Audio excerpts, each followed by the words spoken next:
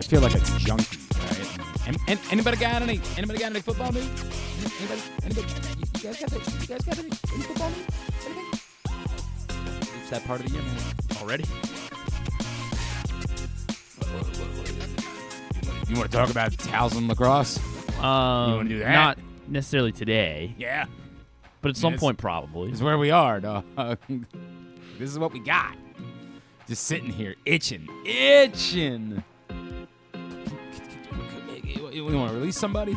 You want to do something? Do something. What does that mean? Good morning, Len Clark Radio. I'm Glenn. Coming up on the program today, Tyler Tejada, absolute star at Towson. They've won 10 straight. Sit atop the CAA at the moment. He's going to join us, tell us a little bit more about the season they're having. Also, this morning, it's Tuesday, so we'll catch up with our buddy Patrick Stevens, the Washington Post, USA Lacrosse Magazine. Talk some Terps, talk some hoops, talk some lacrosse. Probably not much about the Towson series. Probably leave that one. Good. Learn from it. Yeah, that's a good point. Learn Yeah. from it. It was competitive for a minute. The good news is that Towson does have a good face-off guy. It just didn't look like it last night. Yikes. And also later on this morning, speaking of lacrosse, the PLL and WLL Championship Series getting underway tonight in Northern Virginia at the St. James. The debut of the WLL, the new women's professional lacrosse league that will be adjacent to the PLL. And Sydni Black, former Loyola star, she's part of the inaugural Maryland Charm roster. That's the Maryland team that will be competing in the WLL. And Sydni Black will join us a little bit later on this morning. So all that coming up on a Tuesday edition of the program. Today's show is brought to you by the CIAA tournament. That's right. Baltimore is welcoming the excitement of the Food Lion CIAA men's and women's basketball tournament back to CFG Bank Arena February 25th. That's going to be 2 weeks from today, February 25th through March 1st. Get your tickets now at Ticketmaster.com. Again, it starts February 25th, March 1st, and runs through March 1st for the Food Lion CIAA men's and women's basketball tournament at CFG Bank Arena. I didn't stay up to watch the Luka thing, in part because, like... What? Well, I thought you were a big Luka guy. I like Luka's great. That's why we're your Dallas Mavericks blue today. Yeah, oh, wait, he's exactly not a Maverick. Yeah. Doesn't play for them anymore. Nobody does. That's Kyrie, right? Yeah, Kyrie. Poor Kyrie, right? Like Daniel Gafford. ended up in a great spot and made it to the finals. Very exciting. And then he's like, all right, well, at least I get to play alongside. I don't know if they're friends. I don't know if Klay Thompson's a friend of his, but like star players in the league tend to kind of be buddies with each other. And then okay, the thing with Luka sucks, but like, hey, Anthony Davis, he gets that for one day. Not even. Yeah, I didn't watch Luka. I mean, I saw some of the highlights. I just didn't have it in me. In part because one, I like Luka a lot, but it's in my blood to be anti-Laker. Like, it just is, because, again, there's so few things that we have that we can kind of rally around as Americans, and one of those things is rooting against a certain combination of teams, and the Lakers are one of those teams. Now, I don't have passion for that. It's not like the Yankees or the Steelers or anything. Duke, obviously. I don't have any passion for it. But you wore your Duke blue today. Yeah, that's exactly what it is. But I am Duke blue inclined microphone cover. to root against the Lakers. And then on top of it, it's not like it matters if you like the Lakers because you're more relevant, but it doesn't matter in the grand scheme of basketball where, like, I better watch now because they're going to be the title favorites. Like, no, they're not. They're not even in that conversation. So I just didn't have it in me to stay up and watch the Luka thing. But if you did, God love you. We're desperate. We are desperate for things that matter. So why not stay up and watch Luka's first game as a Laker? Why not do that? I was too busy, of course, playing real sports. Oh. Like real. I was in a real athletic competition last night playing trivia. Yeah. We were big winners. Big winners last night. We got, what was the final? The final, it's no chance in hell. The final was What TV show from the 90s received the most Best Lead Actor in a Drama Series nominations with 12? What show? What TV show from the 90s, in the 90s, received the most Emmy Best Lead Actor in a Drama Series with 12? We were between two. We picked the right one.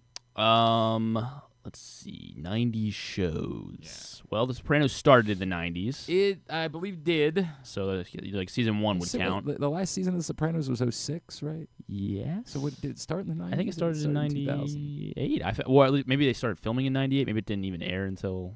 No, you might be right. I mean, it was right around there. I mean, it was somewhere in that. I will go... Well, I guess January it's not 10th, Sopranos. 99, so technically got in...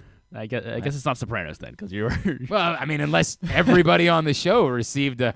I mean, maybe they should have. It was really weird how Edie Falco received a Best Lead Actor. I wouldn't doubt it. Well, I don't think they've.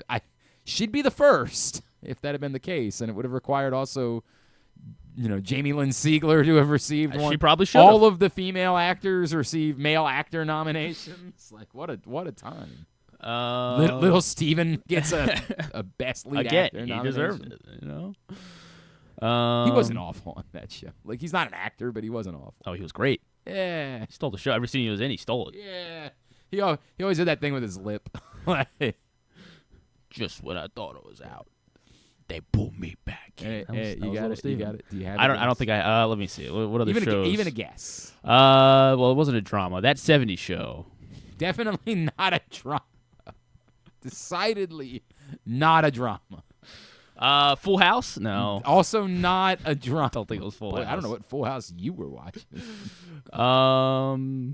Let's see. What else was one in the 90s? You know what's weird?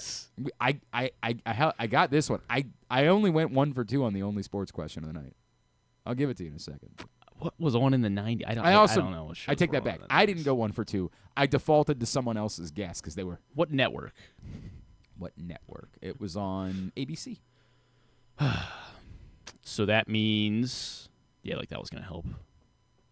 Yeah, I know. Why do you possibly... I don't think I have any more 90s shows in the bank. No? Just Full House and The Sopranos. Those are the two. When The Sopranos Notable 90s show, The Sopranos. Not really a 90s show. Did The Wire start in the 90s? Or we'll go... We were trying to do that math last night, actually. Because I thought Wire started after Sopranos. No, The Wire definitely started okay. after. Yeah. 2002.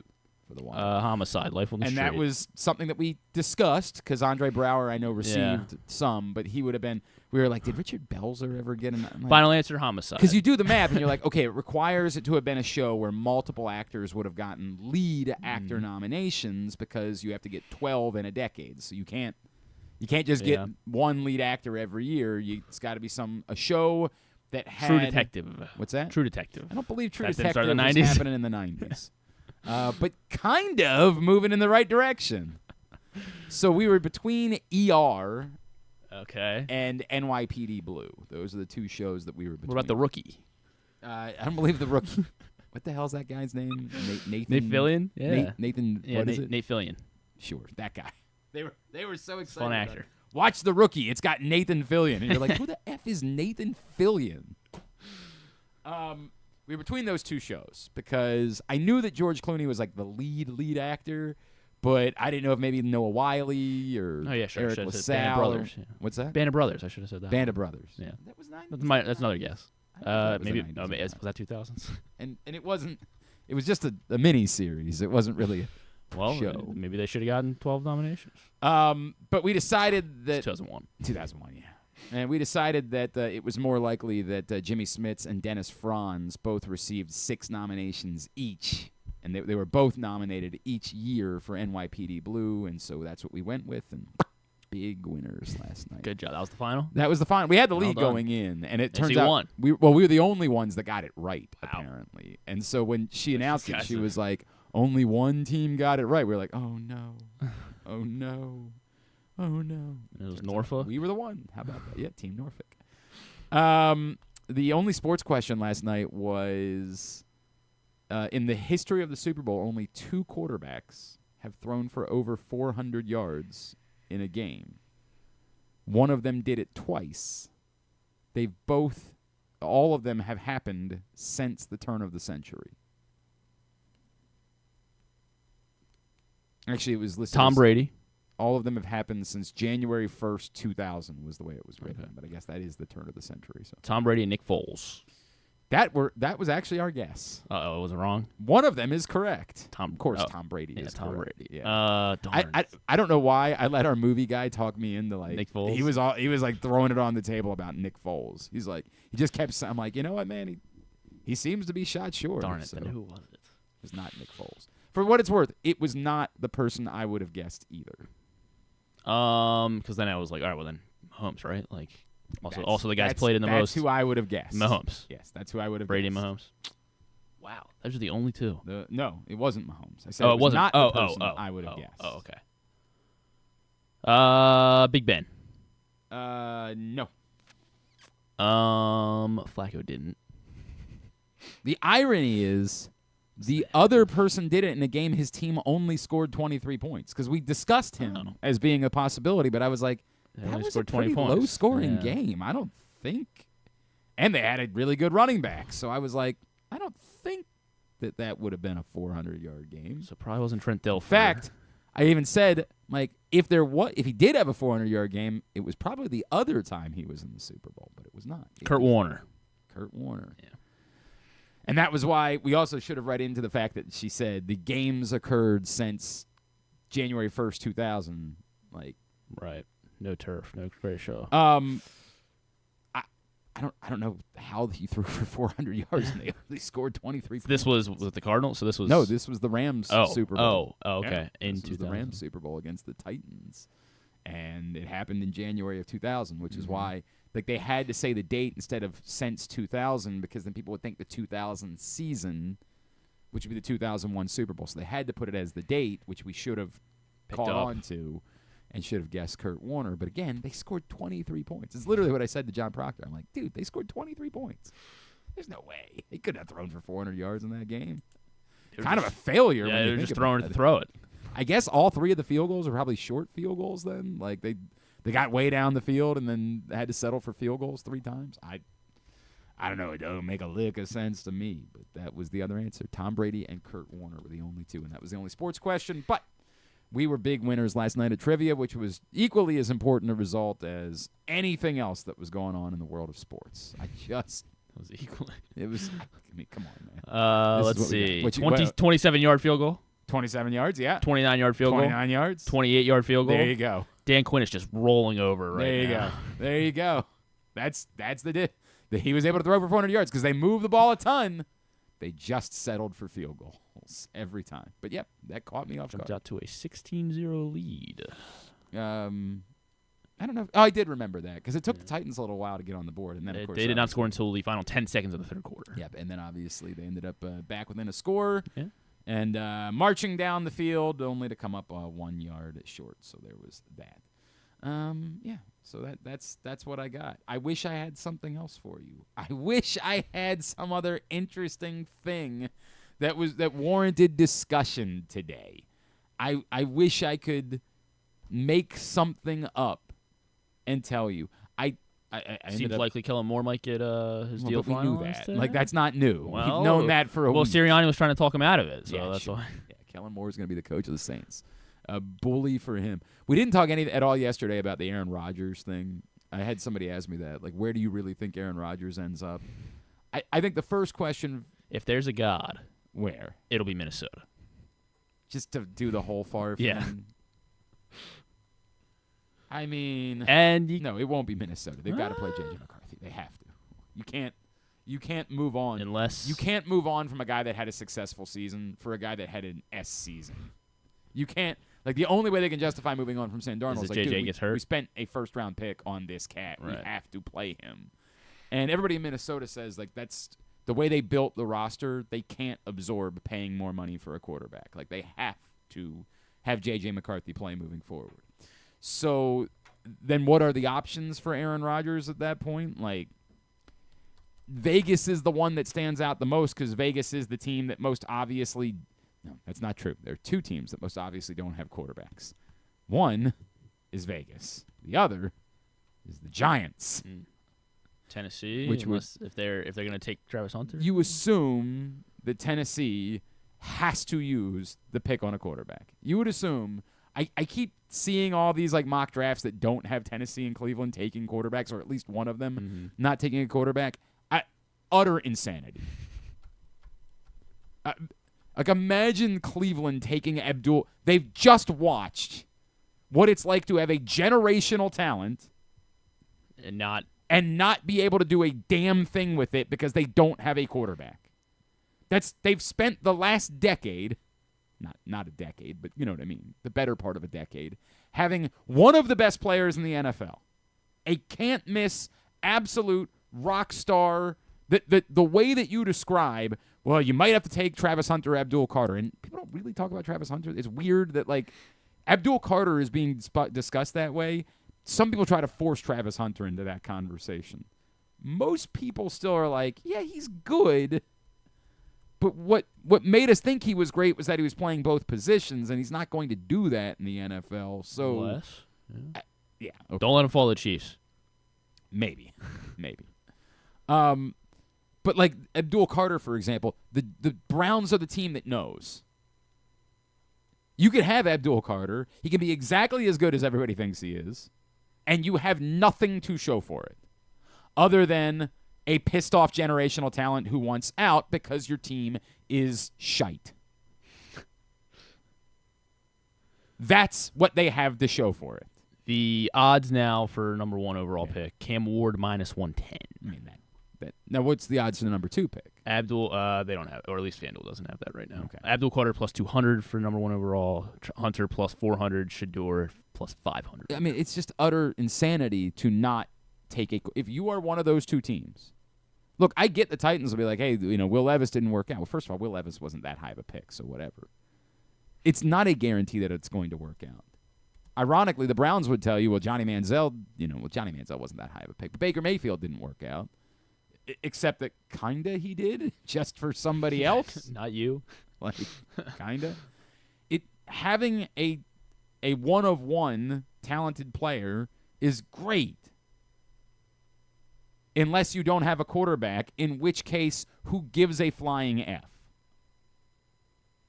So I just cannot fathom one of those two teams. Neither of those teams are close enough that first of all, I really don't know who's doing the Aaron Rodgers thing. I don't know why anyone would sign up for Aaron Rodgers at this point. Like, we got the answer. It's over. You would have to find a really specific circumstance where a team was totally built. Like, could Aaron Rodgers have been successful with the Philadelphia Eagles this season? Yeah. Probably. Think so. Probably not. I don't know that he could have won the Super Bowl, but probably would have been really successful with the Eagles. But that's the type of scenario that it would take for you to be able to get something out of Aaron Rodgers at this point in his career.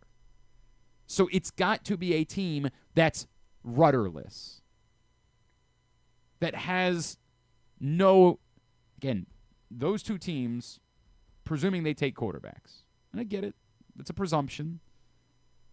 But presuming they take quarterbacks because they have to, then what else is left? Vegas, the Giants. You could squint and argue that the Saints could do it. Like, I mean, they sure as hell don't have one. But they probably would need to come up with a better. And I guess the Saints have to go into that conversation as well. My argument would be, if you're going to do Aaron Rodgers, why not continue to do Derek Carr, right? Like, what possibly is the difference between the two things at this point? But I get it. Somebody would say Aaron Rodgers, maybe you could still scratch off a little bit more than you could Derek Carr, but I don't. That really looks like shuffling deck chairs to me. Could you make an argument that it's a bold type of move that Seattle could make, where they say, look, we know we're stuck in purgatory. It's the thing I keep saying about poor Mike McDonald, right? Like, you're just stuck in purgatory. So is the way out of purgatory to try to, let's blow it up, and we can't draft one, so let's blow it up with Aaron Rodgers, and I can't really justify that, but again, like, if you're gonna, I don't know that Aaron Rodgers is any different than Geno Smith, but whatever. I really do think it comes down to, like, Vegas is the team where you look at it and you say, they've got nothing. Nothing. And in that market, the argument of, let's just have some fun and do something really wacky. You could make that argument. If the Steelers don't bring back either Fields or they keep doing really dumb things at quarterback, so, like, it would be the next really dumb thing at quarterback. They could absolutely talk themselves into, we could go and then that would bring Devontae Adams in as well. We could go 9-8 with Aaron Rodgers next year.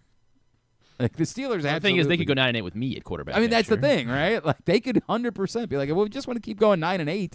Then why not let Aaron Rodgers be the quarterback to help us go 9-8 next year? Like that, sure, why not? And again, a bunch of people in Pittsburgh would be like, oh yeah, we got Aaron. Like it actually would make perfect sense. In that it would be insane, it would be bat-ass stupid, but that's what they do. It really is kind of hilarious to me that for all of the credit we give the Steelers as an organization, that they have no plan at quarterback. None. Zero. That's why the Justin Fields thing is so asinine, that at least you were given a young, talented quarterback to maybe try to figure it out, and they prioritized someone whose upside was never going to be enough for them to win a Super Bowl over trying to figure out it's the like I got there's somebody in my life who's like this Russell Wilson apologist, and it's weirdly because he's a Broncos fan. Okay, a good dude. I was about to say Ken Zales, and I was like, no, okay, no. It's someone who I really love. But he's a Broncos fan, and like he swears that Russell Wilson was better in Denver and that he was minimized by Sean Payton, right? And I don't know. I sure as hell didn't watch enough Broncos games. In fact, my opinion until Sean Payton sabotaged him until that Warren Sharp stat, like that came out last year, like the underneath, where they never threw the ball. That probably was pretty close to my opinion. Like I think Russ still has something left. Like I bet he was better. Like that might have been my opinion. Then I saw that stat and I said, "Oh no," because like you can question Sean Payton and all, but the idea that he took a job knowing that was his quarterback and that he was on the hook for a lot of money, and then just purposely attempted to sabotage that quarterback. That's a reach. Try to say, well, yeah, they screwed up the play calling. Like, yeah, or they recognized that he could do one. Because remember, Russell Wilson was playing well.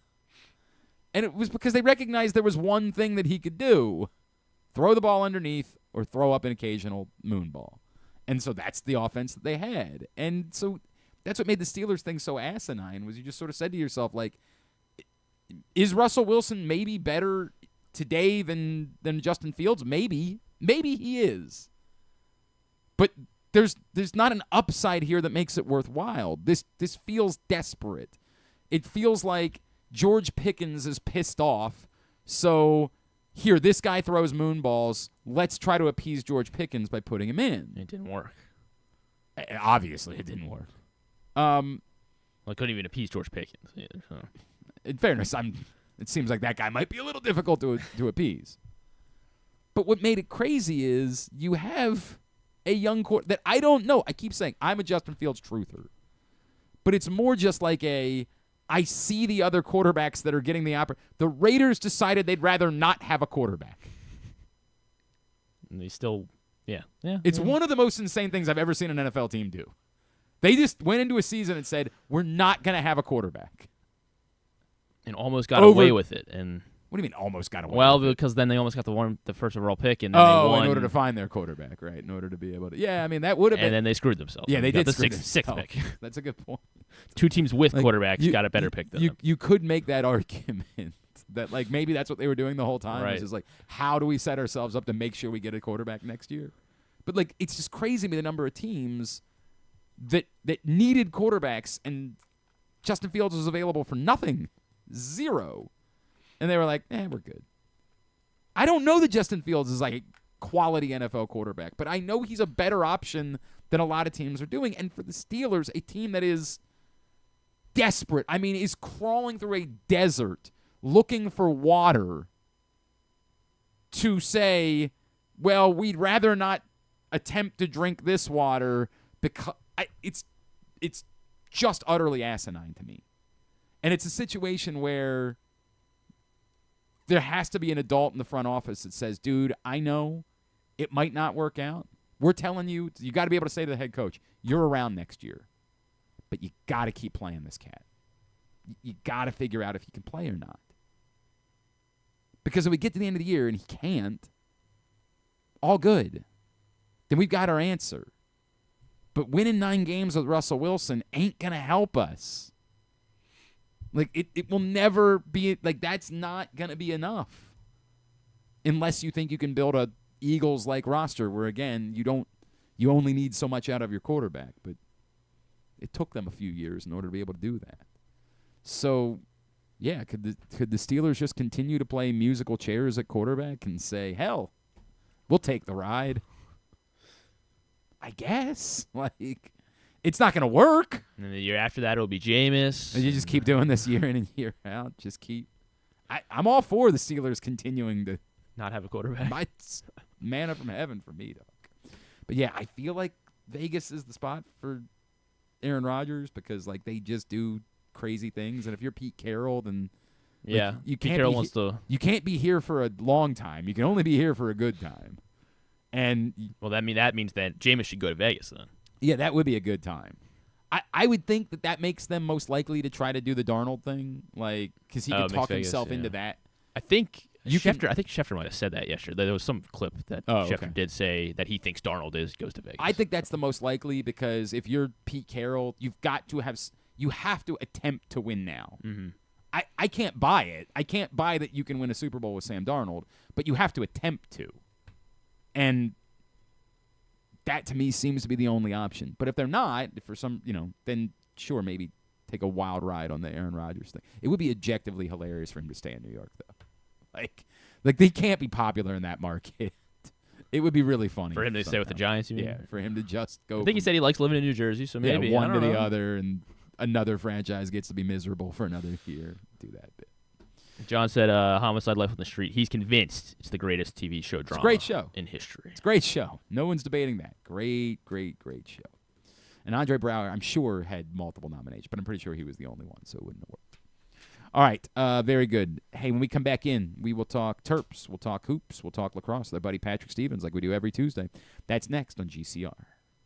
Treat yourself and taste the Baltimore tradition that is the legendary Costas Inn. Hey, it's Stan the Fan Charles. For over 50 years, the Costas Inn has been a Baltimore original, dishing out their amazingly scrumptious, fat, award-winning crab cakes and steamed crabs. Every season is crab season at Costas, so make your plans now by calling 410-477-1975 and reserve your taste of heaven. Sit back, crack some crabs, and watch the Ravens chase down another title on Costas' 15 TVs. On Monday nights, Costas offers their half-pound jumbo lump crab cake with 2 sides for under $30, and there are nightly specials Monday through Friday. So head on down to the Costas Inn at 4100 North Point Boulevard or visit them at costasinn.com. Make the most out of every day in your Toyota RAV4. Available in hybrid or gas-only models. A RAV4 can get you where you want to go in style. Check out buyatoyota.com for deals on new RAV4s from your local Toyota dealer today. The votes were all counted, and the results are official. Royal Farms was named #1 for food in the USA Today 10 Best poll, receiving more votes than any other convenience store chain in America. The next time you want to get some good food fast, doesn't it make sense to go to Royal Farms? Voted best in the USA and home of world-famous chicken. Real fresh, real fast, Royal Farms.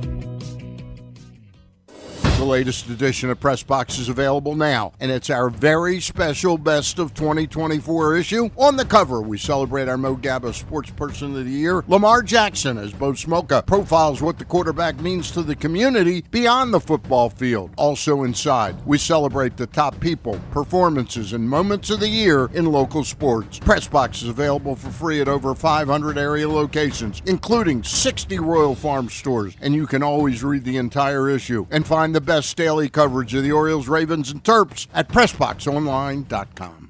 Need a trophy or award that's as unique as the achievement? Look no further than Crown Trophy. With locations in Owings Mills and Gaithersburg, they specialize in custom trophies, plaques, and medals for any occasion. From sports and academic awards to employee recognition and corporate gifts, visit crowntrophy.com today and let them help you create a lasting memory for your school, team, or business. Crown Trophy is a proud supporter of the Maryland Public Secondary Schools Athletic Association. crowntrophy.com.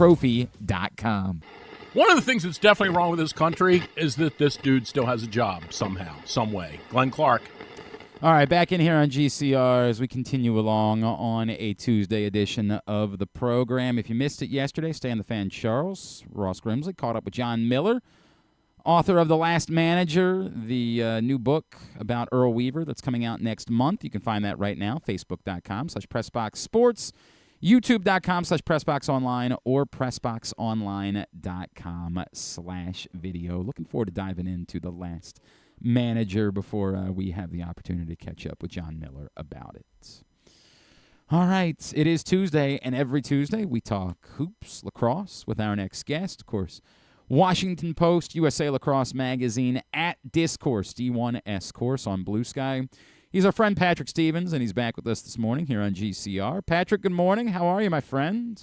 I am well, Glenn. How are you doing today? Everything's all right. I'll start with Derek Queen because I feel like there's been some questions from Maryland fans in recent weeks about his inconsistency, and then he has this monstrous game, obviously, against Rutgers on Sunday. And I don't know if like some of it is just, hey, this is the nature of a college freshman, or this is the nature of, you know, guys that play on the interior, they're going to end up in foul trouble. Like, what do you make of the inconsistency aspect with Derek Queen, knowing, you know, he's capable of days like that on Sunday where he just takes over the basketball game? Yeah, I kind of chalk it up to that. I know Kevin Willard after the game said, well, you know, he was going up against guys his age in that case. And that's a fair point. Whereas in a lot of these games that, you know, he's been matched up against guys that are 3 or 4, even 5 years older than he is. I shouldn't say that because he's actually 20 years old. But the reality is that guys aren't all that consistent. You usually don't have guys that just churn out 20-point games game after game after game. And so, you know, I do think it's fair to point out that there have been some games where he's just kind of disappeared. Mm-hmm. And there have also been games where he did what he did against Rutgers. So I think if you're Maryland, sort of the luxury of having both him and Julian Reese, even though they're different players, is that if one of them plays well, you're probably going to be okay in the low post. And so Reese did not have a great game against Rutgers. Queen had a fabulous game.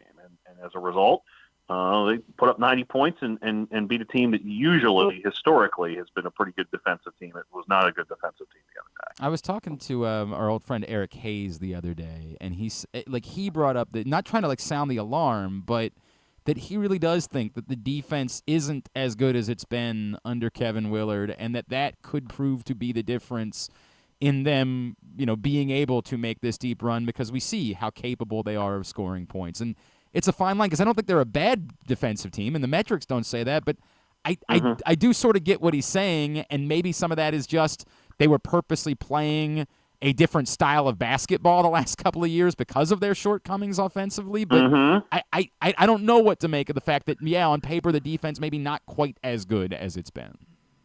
Yeah, I would say this, from having talked to Willard over the summer for Blue Ribbon, I think he was more than content to take something of a step backwards on defense to take about 5 steps forward on offense. Mm-hmm.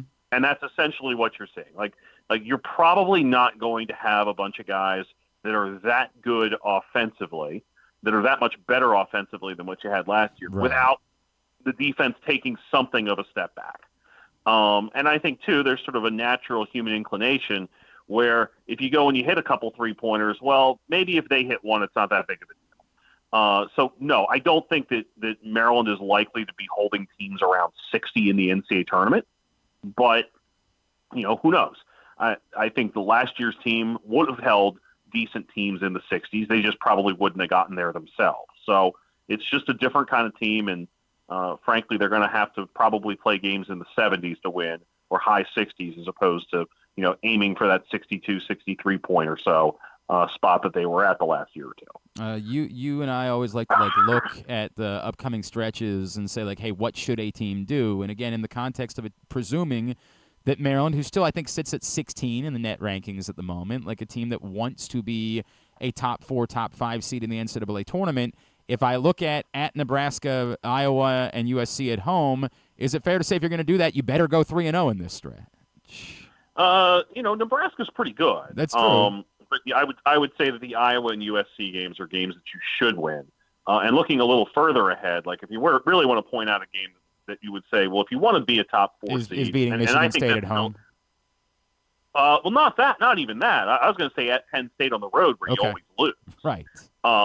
But I also think as you're looking at this, you got to be aware of something beyond the net rankings. When you look at their team sheet, and they've got things broken into result-based metrics and predictive metrics. And the predictive metrics are based a lot on scoring margin and whatnot. And so all those blowouts early in the season have Maryland in the top 20 in all 3 of the predictive metrics on the team sheet. The result-based metrics are more just sort of, what they say they are, right? It's just kind of evaluating what you've done, and it also factors in the non-conference strength of schedule and all that. And in the 3 result-based metrics, Maryland's 28th, 29th, and 32nd. Yeah, I saw wins which above would bubble. put them more along the lines of being a 7 seed or an 8 seed. Yeah. I think they'd probably be right in the middle at this point. And so, I don't know how realistic it is for Maryland to be able to get up to the 4 line. I mean, it's plausible. You can do it. There's a pathway. Is it likely that Maryland is going to win enough games? Remember, they've still got to go to Michigan. They've got the Michigan State game, all that. While you're competing with other really good teams, especially teams in the SEC that aren't getting hurt very much by losing a game to another really good SEC team, I don't know. But I do think if you're sitting there saying if you look at Thursday against Nebraska, that's a game that would certainly help them. Right. It'd certainly help them a lot more than the victories that they could get against Iowa or USC next week. I think that's it is not unreasonable if they were to they barely beat Nebraska at home. Nebraska obviously just beat Ohio State over the weekend. They've won 4 in a row and figured things out. Right. But if you're going to get to these lofty that you have to go again, continue to prove that you can beat teams on the road, and that it wasn't just 1 week where you were able to win a couple of road games. Yeah, I mean you've still got more work to do. There's still 3 road games left. There's still opportunities there for you. And you could actually argue at this point that this Nebraska game is I don't even think you have to argue it. I think it's just fact. It's the 3rd most valuable game of the 7 that you have left, behind the Michigan State and Michigan games. So a real opportunity for them. At the same time, the fact of the matter is that they haven't done anything particularly silly all year. And so simply handling business where you're supposed to is still going to get you pretty far, but this is the sort of game that can definitely help you out a little bit more than those 2 home games coming up next week. He is Patrick Stevens. He is with us here on Glenn Clark Radio. The story seems to remain the same for Towson, right? They just keep getting wins, and we just keep having sort of questions about how good they really are, but the record says they're really good. The record says they're 16-9 overall and 11-1 in their conference, and so, they've won the last 3 games all by single-digit margins. It's tough to win on the road in league play, right?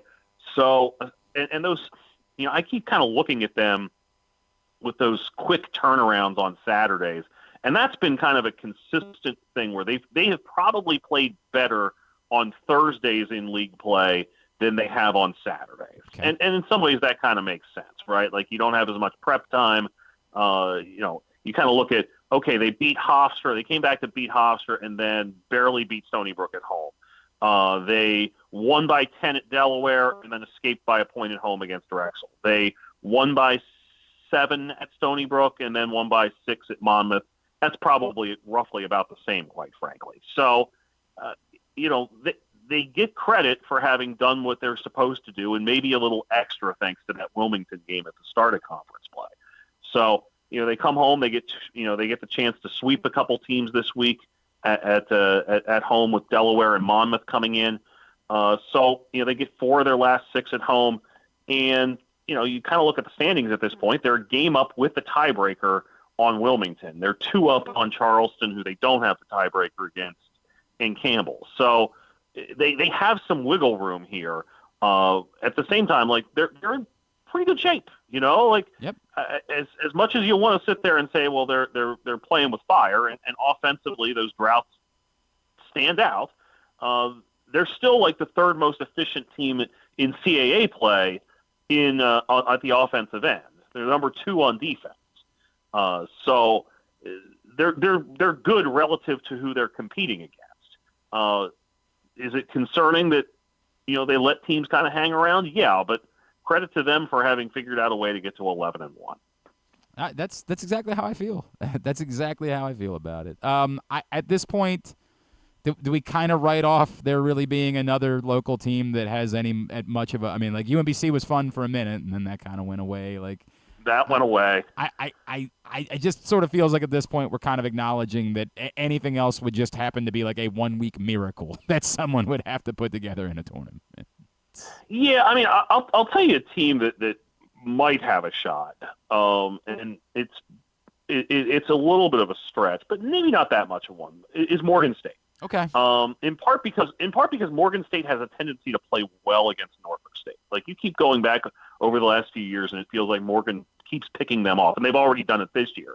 And so you look at what they've done in conference play. They have a 5-point loss to Howard, a 2-point loss to Dell State, and they got beat by 14 at home by South Carolina State at the very beginning of conference play. They begin their second run through the league on Saturday down at South Carolina State. One thing that doesn't really look great for them is they play 5 of their last 7, technically 6 of their last 8 on the road. But that's a team that in that league, I don't know if Norfolk State is as overwhelming a favorite as maybe they've been in past years. And Howard is shorthanded, and South Carolina State hasn't proven it. So there's maybe a window there for Morgan State, but there's obviously a lot of work for that team to do as well. That was the only one, I guess, that as I look, and I think you're right to point out that particularly their results against Norfolk State, because at the moment it does look like Norfolk State is truly the team to beat in that league, right? Yes, I don't think there's any question about that at this point, given how shorthanded Howard is. Now, Howard made it through the first half of league play at 5-2, even being shorthanded. But they're, having watched them a couple times in conference play, you certainly have questions about, how much gas do they have in the tank on a given night, simply because they only have 8 or 9 healthy players to work with at this point. And then nationally, I believe the big storyline is how truly bizarre it is that the first ever number 1 versus number 2 Auburn-Alabama matchup is going to happen in basketball, which is just really bizarre, man. Yeah, it's funny. It was one of the things I meant to do in the next day or so while getting snowed in was going to be how many times have we seen top 5 matchups in both sports for Alabama and Auburn. And so probably less than you'd think on the football side too, quite frankly. Right.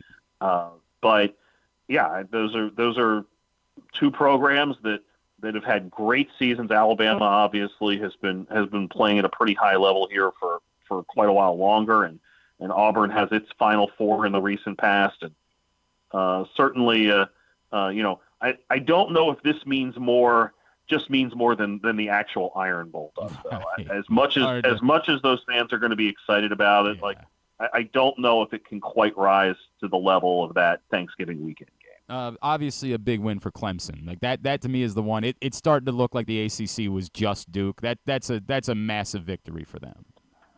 Yeah, it's funny. Somebody just told me that in the last 20 years, there have been 3 teams that have beaten Duke and Carolina back-to-back, because Clemson just ran North Carolina the last night. So Clemson's done it this year. Clemson did it a couple years ago, and Maryland did it in 2007. Wow. So, but it's the that Clemson vaunted team. 2000, the vaunted 2007 Maryland team. Actually, the Kenny Bekwe, DJ Strawberry, all that. So, but you look at you look at that Clemson team, and they've been good all year. they have 3 overtime losses out of their 5. They lost bizarrely. They had won 6 in a row. They lose in triple overtime at home to Georgia Tech, and then they turn around and beat Duke and Carolina. They also had overtime losses to Memphis and South Carolina early in the season. They beat Kentucky earlier on. They were legitimately good already. And I think the rest of the ACC, Louisville's in good shape for a tournament berth. And then you've got a sampling of teams like Wake Forest, Pitt, North Carolina, SMU, even fringier Stanford that could be in the mix for some stuff. But it obviously is not a particularly deep league. And the big prize was being able to pick off Duke, and Clemson's the first and maybe the last team in the ACC this year to be able to pull that off. Let's switch over to lacrosse. I'm not trying to suggest that any of Denver, Georgetown, or Towson are title contenders, but I would assume if you're Johns Hopkins, you got to be about as pleased as possible with how the season has started. Johns Hopkins at this point is the most accomplished team in Division I lacrosse. That doesn't mean they're the best team, right? But those are 3 teams that you could reasonably expect to contend for NCAA tournament berths. You beat 2 on the road. You really just bottled up Georgetown at home. And it's not necessarily any one guy, which is fitting for how Johns Hopkins has been the last couple of years. There's a lot of different guys capable of doing damage. And at this point, they were a little fortunate to escape Towson last Tuesday. Really, really sloppy early February game. Sun goes down, and I feel like those things get even worse. Right. But Hopkins certainly off to a good start. They get Loyola. Luke Stout going back to Ridley, starting for Hopkins, and he's off to a pretty good start as a grad student with the Blue Jays. And I know you weren't there, but I don't know what to make of what the Maryland Loyola game told us. Did it tell us more about one team or the other on Saturday? My gut is maybe it told us a little bit more about Maryland, and remembering that before the NCAA tournament last year, it was a slog for them a little bit, but I don't know, maybe Charlie Toomey figured out, like, this is who we're going to have to be, and, he had told us he was going to try to keep possessions methodical and run the shot clock down. Maybe they started to figure something out a little bit on Saturday. Yeah, I don't know how much I want to take from that. I mean, I think Maryland, you look at 2 goals in the first 3 quarters and finding a way to win. 2 goals in the first 3 quarters, you start thinking about the 2012 national title. Right. So, credit to Maryland for having figured it out. Maryland's going to have to play a lot better on Saturday against Syracuse to be able to win. Clearly. And as for Loyola, if this is going to be their identity, better that you discover that that's what you got to do in February than try to retool on the fly once you get to April or so. What was I know I was at a Towson game that was a 4-3 game years ago. I don't remember if you were there or not, but it was one. There was a Towson 4-2. I think was maybe the that's CAA what it title was. game. No, it wasn't. And they also played Loyola in a 3-2 game years ago. Maybe that's what it was 3-2. Maybe that's Towson lacrosse. Dude, I just remember I think I sat in the stands too with a friend of mine, just miserable. What are we doing here? Oh, that is brutal. All right, of course. Patrick doesn't have it. I was going back and I'm trying to think of which year that was. My guess was it was 08. 08 is what I was. I swear to God, I was thinking 08. I guess 09 could have been one or the other. No, I wasn't living here in 08, so it couldn't have been 08. It had to be in 09. No, you came home for the Towson. Yeah, I flew home specifically for the town. So it either had to be before I moved, so it might have been the spring of 06, or it had to be 09. Oh God, it was so awful. Just one of the worst games I've ever. What are we doing? What is this sport? It's that thing where you try to convince your buddy, you should go to a lacrosse game. It's the fastest game on 2 feet, and then you bring him, and he's just staring at you what are you making me watch? What is this? Maybe, and it's also possible that I've had multiple memories run together somehow, and that it was another game. We'll save it, and if you come up with it, text me later, and let me know what it was. In the meantime, let's play our game. Can Patrick Stevens name the MLB teams for this particular player? We begin with the new category, which is former Oriole. So we obviously know one team on the list. There were 4 other teams for one of my favorites, a guy that I still love chatting with, the man they call Slack, Joe Orsulak, first on the list. 5 teams for Joe Orsulak. Yes. So Pittsburgh. Yep. He was a Met. Most certainly was. He was obviously an Oriole. Yep. Was he a White Sox? Not a White Sox, no. Okay. It was one season each for each of the final 2 years. I acknowledge I knew both, but that's really just because I've been very friendly with Joe Orsulak over the years. Oh, okay. Yeah. Was he a Marlin? He was indeed a Marlin. And then the final stop was in 97. Do you want to take one more swing at it, or do you just want me to tell you? 90. I mean, I don't know the answer to it, so I don't know. Red Sox? Montreal Expos, where Joe Orsulak finished his career, was as an Expo. Next on the list, someone who I was always a fan of, and I can't exactly tell you why I was such a fan of this guy. 4 teams, but 3 of them are tough. There's some one-year stints in here. Eric Ibar, a former All-Star and Gold Glove winner. Okay, well, he was an Angel. Obviously, that's the bulk. Gosh, I really don't know. Atlanta? Yes. Okay. It's a win no matter what, because you at least went 50-50. I at least went 50-50. Yay for me. Yeah. Was he in Toronto? Not Toronto, no. Okay. And how about the Tigers? That's stop. Yes. He in fact split the 2016 season between Atlanta and Detroit. So okay. Finished in San Diego in 2017. That's all right, whatever. That's where do you want to do one more? Or are you good? I might want to quit while I'm ahead. Yeah. By the way, I found the 3-2 game. It was from 2011. Okay. Who was it? It was 2011, and Loyola won 3-2. God, just abomination of a day. Just an absolute abomination of a lacrosse game. And there were people that were hardcore about, like, we don't need a shot clock in lacrosse. Oh, unwatchable. All right, what's the I feel like I need to go find the box score for this thing. Oh God, how many total possessions would there have been in that game? Well, hold on here. Okay. Let's see. All right. So shots was 28-21, Loyola. It's actually there were only 20 shots on goal, 22 turnovers. Face-offs were 6-3 in favor of Loyola. 6-3. And it took more than 20 minutes, almost 20 minutes for the first goal to be scored. Wow.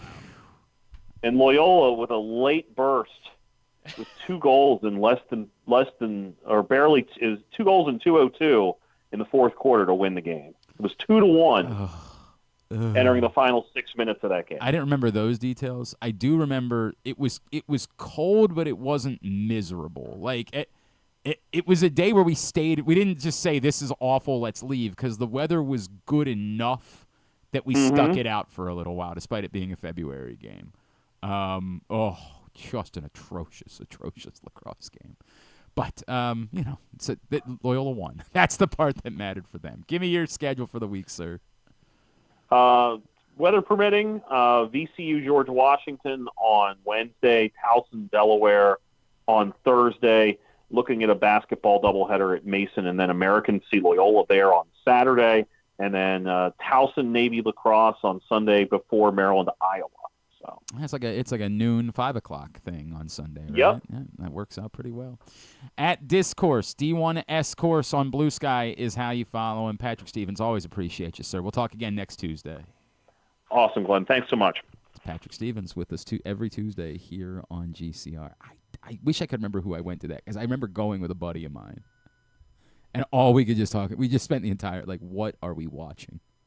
What is this? Watching lacrosse, baby. What are we doing? The first lacrosse game I did for Mount St. Mary's was 5-4. And that's in the shot clock. Yes, that is in the shot clock era. In the shot clock era. So, but it was the last game of the season, and we also had a 4-hour lightning delay in the middle of this game. We played like the first 5-10 minutes, I think, and then we went into a delay for 4 hours. And it was also like, I think they were playing Quinnipiac, and they were both still alive for the last playoff spot in the MAC.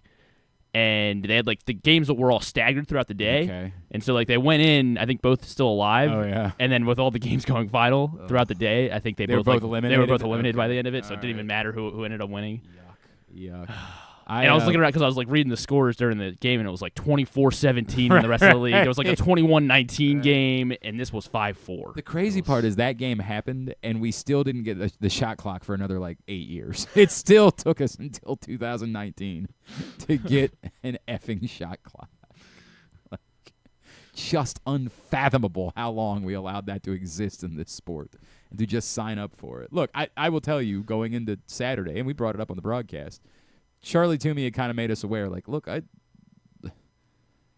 going to have to ride our defense and be a little bit more methodical. And we expected them to sit on possessions. And then every time they touched the ball, I looked up and I'm like, well, we're under 20 seconds on the shot clock. That's where it is. But it was working. Mm-hmm.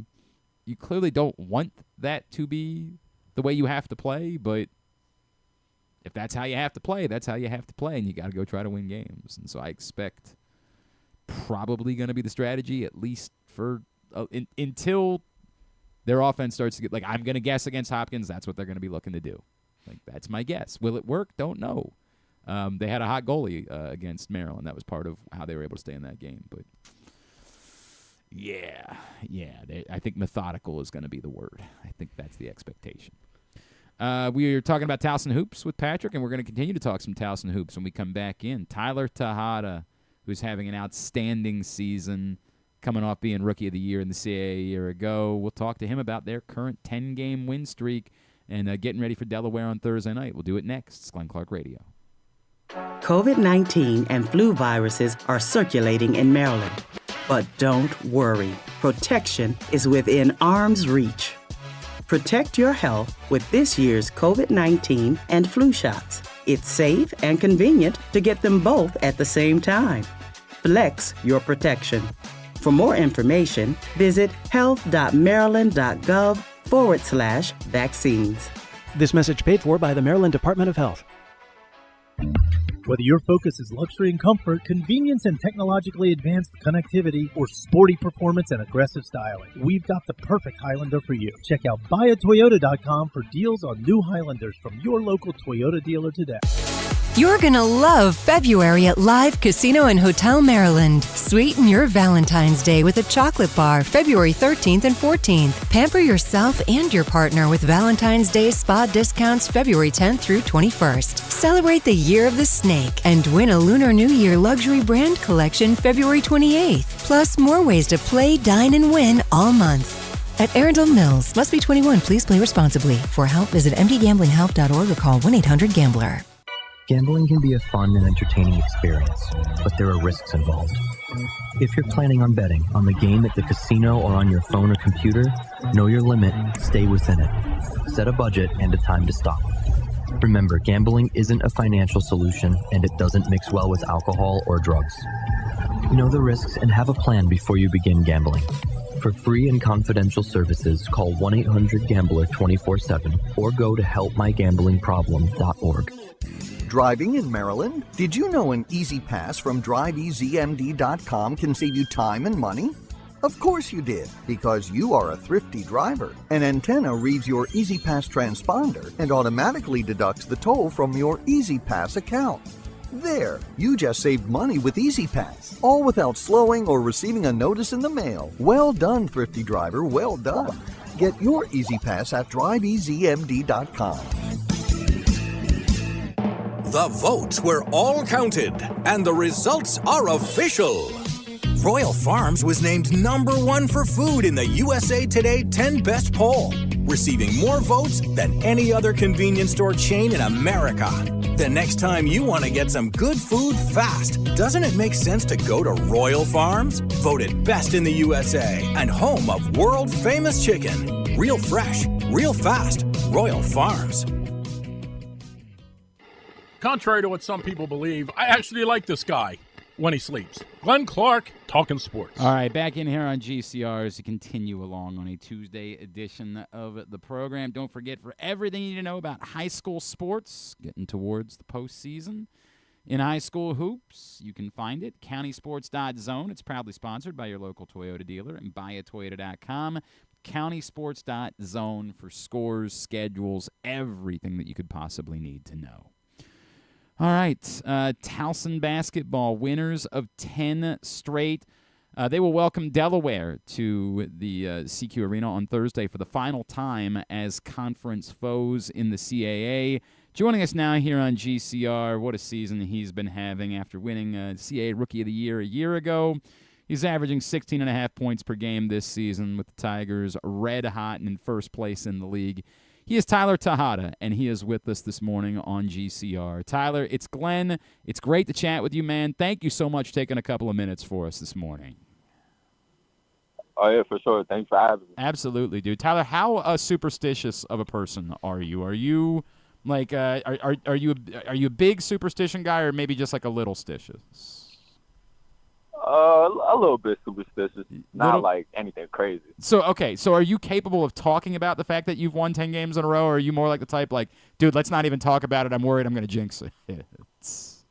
Nah, I don't think about stuff like that. All right, I can appreciate that. Tyler, I know you were dealing with an injury. I know you guys, everybody was banged up early on. When everybody got back out on the floor together, did you know immediately like how good this team was going to be? Like, did it was there a moment, a game where it struck you like, oh, dude, we're good. I know we're going to be this good all season long. I mean, we always felt like that since the summertime, since we started practicing.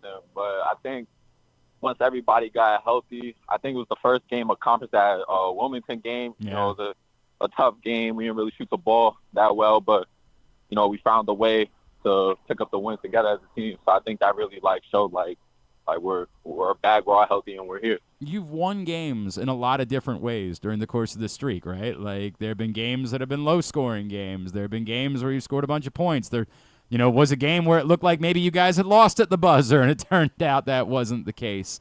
What is the consistent part? Like, how do you guys, no matter what the type of game it is, continue to figure out a way to make sure you get the job done in the end? I think just playing hard all the time and playing together as a team, because we're all so connected as a group on and off the court. So I think having that togetherness and that chemistry really helps in any type of situation. Tyler, let me go back for a second with you, right? Like, first of all, how was it Towson to begin with? Because Coach Scary has talked openly that like he believes you're the most talented player he's ever recruited out of high school and landed at Towson. Why was it the right fit for you to begin with? I think it was the right environment, right coaching staff for me, to develop my game and become the player that I want to become one day and get to where I want to go. And I had a great relationship with Coach Parr, who recruited me, and Scary. And then when I came on my visit, it just felt like home. So I thought it was the right place for me to be. And then, obviously, you have a season like you had a year ago. I have no doubt that there were options for you, right? Like that you could have gone to other places in the new world of college athletics. Why was it important for you to stick around and come back for another year at Towson? Loyalty is a big thing for me. So, money don't really sway me. It's about loyalty and family, and I always felt that connection here at Towson. And everybody coming back, so I felt we had the opportunity to do something really special, and that's something I wanted to be a part of. We're talking with Tyler Tejada from Towson here on GCR. Was it a sense of unfinished business from from last year that you guys felt like, hey, we know we could have done this. Now let's come back and do it. Yeah, definitely. We definitely still have that loss in our memory from last year. Everybody that was here, we definitely still feel that pain that we felt walking out of that locker room for the last time. So we all carry that chip on our shoulder to make sure we get it done this year.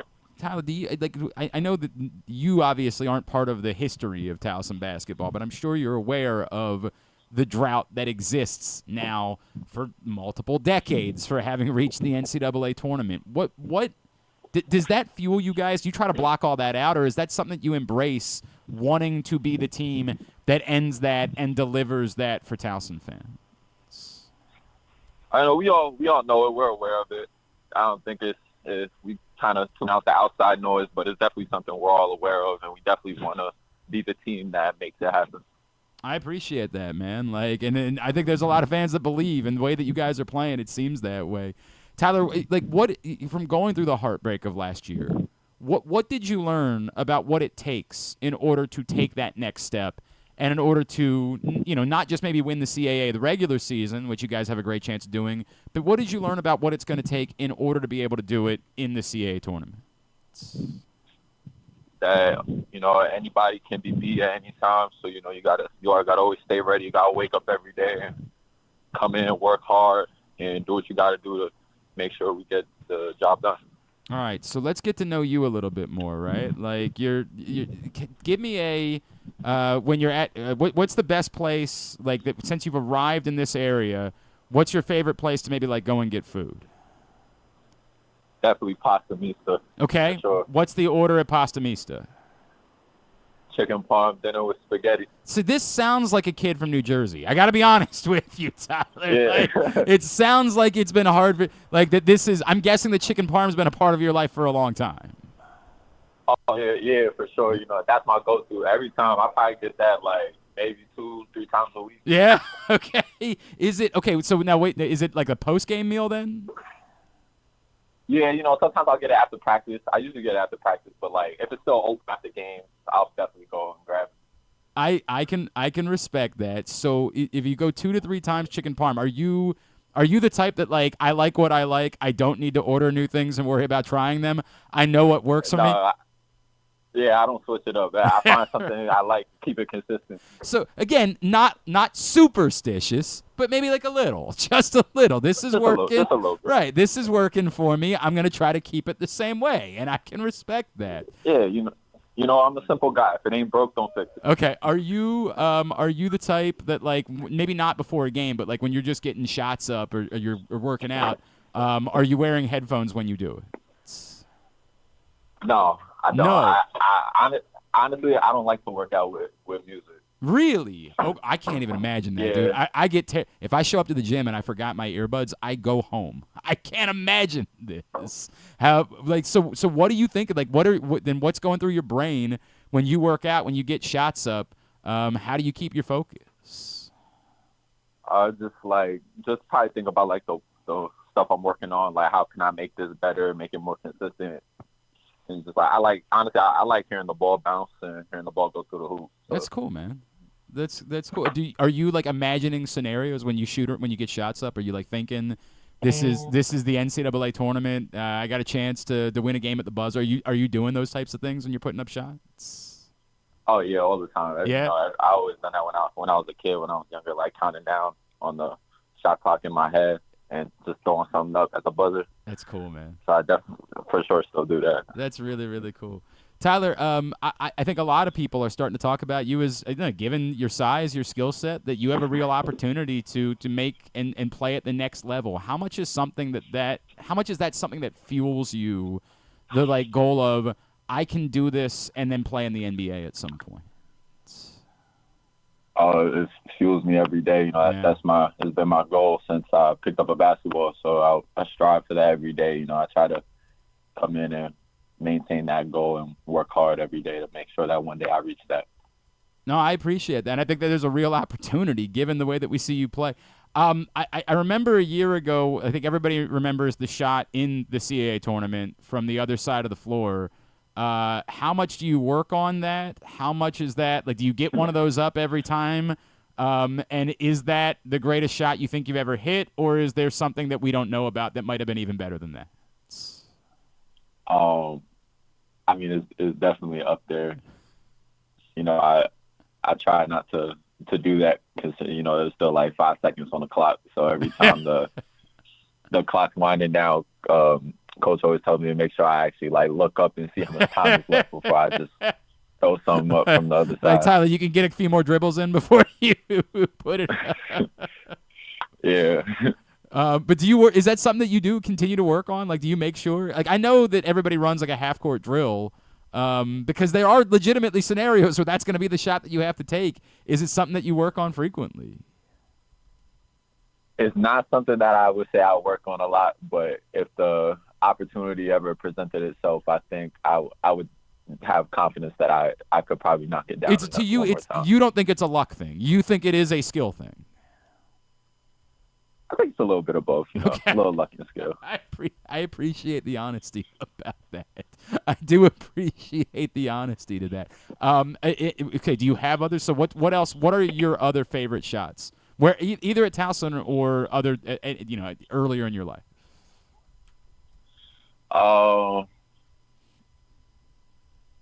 I've hit a couple. I've hit a couple game winners in my lifetime. So I think probably any one of those. It's always a real special feeling when you hit a game winning shot. There's something about hearing the buzzer. Obviously, there's just something about hearing the buzzer and knowing that you got the job done. That changes everything. Tyler, who's the teammate that maybe you've most connected with? Like, who's the guy that you maybe are closest with that the relationship has meant the most to you since you've been at Towson? Like from this year and last year? Yeah, or just, yeah. Definitely Jaden Cole. Okay. Definitely probably one of the closest person onto, or probably the closest person onto on the team. I have a great relationship with all my teammates. I love all my teammates, but I think me and Jay have probably the closest relationship. That's cool, man. And then tell me about you mentioned obviously your relationship with the coaching staff, right? Like, tell me about like Pat in particular and what that's meant to you and why you wanted to be around him and what it is that he brings out of you guys. He's a really good coach. He tries to bring the best out of us every day, trying to motivate us, trying to get us to play hard and play smart and play to the best of our abilities every day. And being around that I think is really good for me. Somebody that's going to be truthful with me, be honest with me, and hold me accountable, because I want to be great. I want to get better every day. So I want someone to tell me like when I'm doing something wrong and how to fix it. I appreciate that. I respect that a whole heck of a lot. Tyler Tejada, Thursday night, Delaware. What's it mean for you when you see like the students back and everybody fired up? What does that do for the entire team? I'm guessing this one's going to be an electric one on Thursday night. Oh, it fires us up. It makes us feel great. Feeling all the support from everybody from the school. It's a great feeling though, walking to the arena. When the game starts and see everybody in the crowd going crazy and just being fired up and electric. It definitely makes us feel good. I'm thinking that's what it's going to be like with Delaware in town, obviously long-standing rivals. It's going to be a fun night. Thursday night, 7 o'clock. A really good night. If you haven't been over to TU Arena yet, it's time to get over there on Thursday night. Tyler Tejada, what can we plug for you, man, social media-wise? Where can Towson fans be giving you a follow? Twitter, Instagram, anywhere like that? On Instagram, my user is Tyler.Tejada. Okay. And then on Twitter is Tyler Tejada 22. Give Tyler a follow in those spots. Tyler, it's an awful lot of fun to watch you play basketball, man. Appreciate you taking the time for us. I appreciate it. Absolutely, dude. Best of luck Thursday night. Thank you. Thanks for having me. Tyler Tejada with us here on GCR. Appreciate him taking the time. I screwed up earlier and forgot that there was no longer the corporate sponsorship was gone from the arena. I screwed that up. That's my fault. I apologize. It's just TU Arena now. My fault. Glenn Clark. My apologies. Made that mistake. You said CQ earlier? I did earlier. When I started it, I mentioned. I just forgot. Let's CQ now. Maybe we'll get a... You think they're going to spend the money with us now? Yeah, maybe. Is that what you think is going to happen? Hell of a player, obviously. And, given his size and his skill set, I do think he's someone that has an opportunity to grind. And I know a lot of people kind of expect that he might not be long for Towson, but, I don't know that a lot of people expected he was going to be back after last season.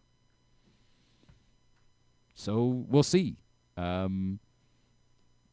think given his hopes of reaching the NBA, it probably seems like there would be a jump maybe somewhere next year to get a little bit closer to that top level of basketball, but it's not like you can't get to the, Santi Aldama was able to get to the NBA, a first-round pick out of Loyola.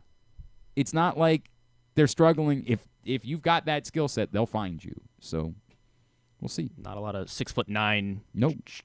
3-point shooters in this league. It's the exact. Yeah. That's the skill set that they want. Like, you look at that dude and you're like, yeah, that's what NBA teams are looking for. They're looking for and well, you might say they're looking for you to be 3 inches taller than that and have that skill set. That's maybe fair, but it's so funny when they like introduce Luka Doncic as a guard. You're just like, somebody shared the social media clip of Luka Doncic getting introduced at the Lakers game. Yeah, I didn't know because I was sharing the tweet. I was like, should I say position? I was like, he doesn't really have one. Yeah, well, I mean, I guess he's you would guard, call him a wing, is yeah. what you would call him now. Like, some teams have fully gone that route. Like, there's no longer forward, center. Maybe you have a 5, but like point guard, wing, post is the way they list it. Like, legitimately, there are college basketball teams that will list those as their positions: point guard, wing, post, or guard, wing, post. They'll still use like the 1 and the 2 together, and then some combination of a 2, 3, 4 is a wing, and then a 4 or a 5 is a post. But yeah, I mean, like, right. I know exactly what you're saying. Whether he's here next year or not, who cares? I hope that Tyler Tejada helps lead Towson back to the NCAA tournament this year. If he does that, then no one will care what's next. No one will have a single thought about where he might end up after that. And appreciate Tyler Tejada taking the time for us this morning to tell us a little bit more about himself and that team. And yeah, should be. Are you going Thursday night? I wasn't planning on going this Thursday. I was just gonna try to go. It's the final Delaware Towson game ever. Yeah, I don't want to give Delaware that satisfaction. Thinking I care that they're going to another conference. You're worried that will be the thing. Yeah, like that they'll. Wow, that is. I mean, I've heard they've been talking. I've been getting calls. People are like, hey, is Griffin gonna be there? Now that I can say no. I don't even know if they're going to bother to show up. What the heck? They might just be like, we got to reschedule the game. Do the thing where like all the water gets on the floor and so they have to postpone it. Oh, yeah, classic. Yeah, if they do postpone it, then I'll go to the postponed game. Oh, you'll do that? Yeah. Did you go the last time they did that? Usually I try to go to all the weird. That was the night, and that was the night they clinched the regular season title, right? When they that's right. Yeah, they played like 19 minutes, and and that was the night they had to come back, didn't they? They were down. Yeah, they did. That was. Jeez. Telling a lot of Towson history today between the 3-2 lacrosse game and the postponed basketball game. Just going through Towson history this morning here on GCR. All right, today's show is also brought to you by, or not brought to you by, but we always love our partners, the Brigance Brigade, and they have a great event coming up on February 21st, the Winter Soiree. The Brigance Brigade, of course, celebrates the life and the heroism of the great O.J. Brigance. And once upon a time, we didn't know that we were going to have O.J. Brigance for that much longer, but here we are in 2025, and he's thriving, and it's just it's awesome. Every time I get to see O.J., I have this massive smile on my face, and someone who's meant so much to so many people in this community. And they look to lift up others who are fighting ALS and the caretakers of those who are fighting ALS. And the Winter Soiree is their big fundraiser. Live music, Jimmy Charles will be there, great dancing, and excellent food, live auctions, special guest appearances.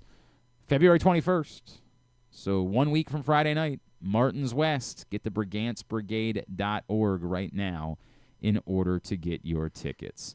It's funny because we were talking about Aaron Rodgers, and then Mary Kay Cabot, who covers the Cleveland Browns, had apparently just written something like, would the Browns have any interest in Aaron Rodgers now that he's moving on from the Jets? And like I retweeted like, I hope so.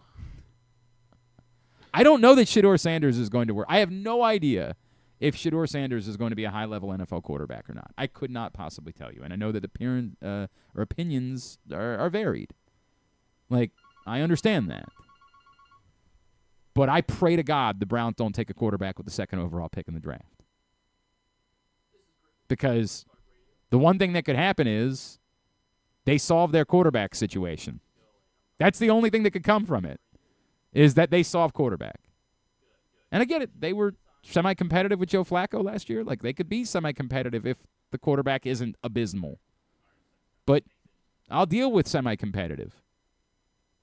What would be a problem is if they somehow manage to figure out a way to solve their quarterback position.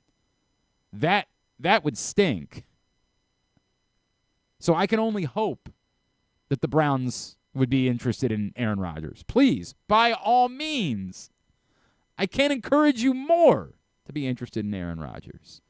Because even if it's not an abomination, even if he's, semi-decent, what it means is they're not solving the quarterback position. Please let the Cleveland Browns be a team that are interested in Aaron Rodgers. Something I am interested in tonight, the annual PLL Championship Series gets underway, but also, for the first time ever, the WLL Championship Series. And we have a new pro team here in Maryland, as the Maryland Charm will make their debut as a franchise this evening down at the St. James. You can watch it on ESPN+. Joining us now, one of the members of the inaugural Maryland Charm, someone we've gotten to know over the years from Loyola and Athletes Unlimited. She is Sydni Black, and she is back with us this morning here on GCR. Sydni, it's Glenn in Baltimore. It's always great to catch up with you. Thank you for taking the time for us this morning. Glenn, how you doing? Thanks for having me on. Always good to hear your voice again. It's great, and I'm great to chat. I feel like this is a different thing. We've talked about a lot of stuff over the years, but this moment and what it means, not just for you, not just for the Charm, but for the entire sport, can you put into words what it means for you to be a part of this tonight? Oh, yeah, Glenn. I mean, it is truly amazing. Like, as you said, playing for Loyola and then, doing my stint with Athletes Unlimited this past summer, nothing really compares to being able to represent, kind of my new home state in Maryland and playing professionally, with the WLL. It's an amazing opportunity, incredible experience so far. I can't wait to get going tonight at 7 p.m. Dude, I feel like this is a really big – is there an amount of pressure that comes with this, like knowing that you all have, the eyes of the sport, the eyes, it's a time like there's no football right now. Like people are looking for something to watch. Is there an amount of pressure that comes along with that? Like, hey, this is the moment that we're looking for. We need to go out and deliver. Yeah, obviously the saying goes, pressure makes diamonds, but, incredible opportunity tonight to make history. Could not be more honored to be on the Charm, playing the Charging tonight, making history on ESPN+. Here in D.C. It's going to be an incredible experience. It's going to be an incredible opportunity for the sport. We'll have a lot of eyes on us, like you said. I don't know if there's much college lacrosse on even today. So being able to have, all eyes on us, it's going to be great, and we'll make sure we put on the show. I remember talking to you last summer about, like, being around some of the stars that you're with in Athletes Unlimited. Your teammates now with, like, Abby Bosco, Lizzie Colson, right? Like, yeah, it feels like this has got to be kind of like one of those pinch me moments, right? Like when you look around and you see, oh, I'm one of them. Like this is yeah. this is these are my peers now. Like this is who I am. Yep, it is a pinch me moment. I've grown up watching all of these phenomenal women play. To be able to suit up beside them, and then especially getting to suit up beside Jillian Wilson again, my teammate down at Loyola. Yeah. Incredible opportunity. So pumped. Can't wait to get back with her. But also just, show everyone what the Maryland Charm is going to be about. She is Sydni Black, and again, she's part of the Maryland Charm. And they will make their debut tonight, 7 o'clock, against New York on ESPN+, and down at the St. James, if you can make it down. Sydni, I wonder, like, for you, too, the aspect of this. We talked about the Olympics a little bit last summer, but like this is now again like these are the players. This is the pro league. This is who's in the mix. You're playing the brand that's going to be played in the Olympics. Is that in the back of your mind at all? Like I have the opportunity to start putting myself on the radar for being able to do that. Oh, definitely. For the longest time, in college and growing up, going through high school, you think, all right, national championship, that's the pinnacle of my career, that's the goal. Now it's, all right, let's win a professional championship, or, let's think about LA 2028 for sure, bring home the gold for USA. That's definitely in the back, I think, of everyone's minds here, definitely mine, but, just going out there and doing the best I can, taking it day by day, incredibly honored to even be here, playing amongst the best in the world. So it's going to be great. I feel like it's like, and the important part too is there's time, right? Like it's not like the Olympics are next year. So even if you're not right now, like, on the top of the radar, a big week this week could really change that in your life, right? Exactly. Yeah. Exactly. Any opportunity to play is another opportunity to just put yourself out there and, try and show the world what you're all about, and, put your brand of lacrosse out there. So I think that's definitely, creeping up on the front of everybody's mind. Like you said, we're 3 years away now. So kind of getting geared up and, trying to put your best foot forward every time you step out on the field. Sydney, when you heard about, and I don't know if somebody had started texting you like a couple weeks before the announcement, like, hey, this thing is coming.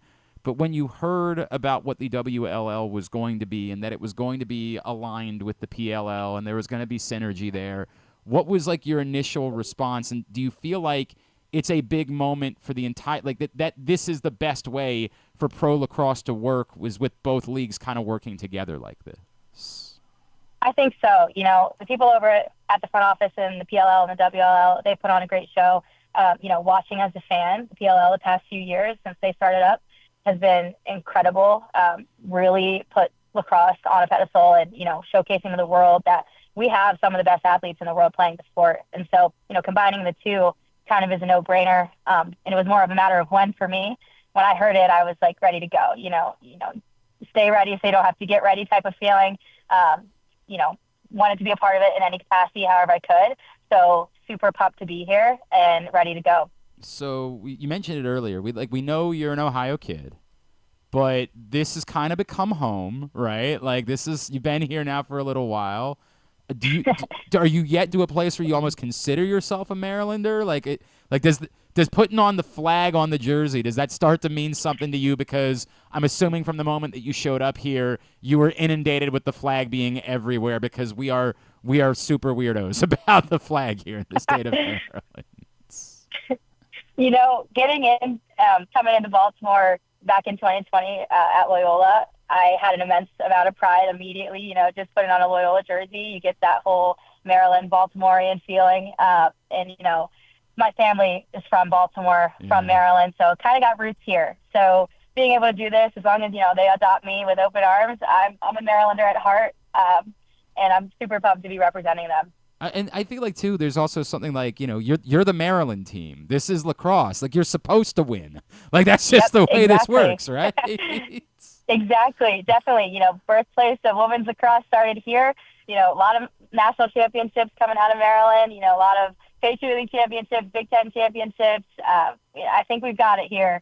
So really excited to be representing the state as a whole. I imagine you're going to tell me don't get too I know it was a tough one for the Hounds on Friday to open the season, but that is Boston College that we're talking about. I assume you're not too worried about what happened in the opener. No, Glenn, we've just started. I mean, the Hounds, getting the first game under their belt. They'll be back at American this Saturday, I believe. Yeah. And they'll be able to bounce back. When you have a coaching staff like Jen and Dana and Hager, you can't really, dwell on that stuff too much. They'll get us on the right track for sure. I got to tell you, it's selfish. I'm really excited for you, but it's a little bit of a selfish problem that I have. I'm calling the game on Saturday, and 2 weeks ago, somebody said, "Hey, do you have somebody in mind that could do the game with you?" And I was like, "Well, have you asked Sydney?" And then they were like, "Yeah, remember, she's actually busy. She's actually got something going on, not really available for that." And I was like, "Oh yeah, right." Oh, darn. Hey, any other time you're on the mic doing the play-by-play, let me know. We'd love to come out and hang out with you for sure. We'll make that happen at some point. There is no doubt that we will make that happen. All right, tonight, 7 o'clock, Maryland, New York. The Maryland Charm, the first ever game for the WLL. It's definitely worth, if you can, getting down there. The Whipsnakes are also playing the night, so it's kind of like a Maryland doubleheader thing we got going on down at the St. James, and hopefully a 2-0 start. We'd like that a whole heck of a lot. Sydney, can you remind everybody where they can follow you social media-wise? Definitely. I'm on Instagram at Sydni Black _. And you can follow me there for sure. Yes, definitely come out if you can. Tickets are online and available at premierlacrosseleague.com. If not, tune into ESPN Plus for sure. You don't want to miss it. Sydney, you rule. We love watching you play, and we can't wait for tonight and for what the Charm are going to do in the championship series. Always appreciate you taking the time for us. Thanks for hopping on. Thank you so much, Glenn. Thanks so much, Glenn. Sydni Black with us here on GCR. As it's a fun night. It's a fun night. I know the weather is So it was kind of a bit of a factor for people getting down there. I hate that for them. I hate that, like, here's this night, and then, of course, I think I'm going to try to duck out after the show today. Not because, like, where we live apparently is not going to be the problem. It's going to be inch to a snow. This, like, here in Towson, I think it's supposed to be more like 3 to 4 inches. Okay. But, like, where you are, where I am, apparently, it's a weird year. Well, it's the same thing. Saturday we didn't get anything. Like, oh, yeah, we got. Well, actually, you know, it's weird. At my house, it's funny because where I was at Loyola, and then I went to the gym, no problems.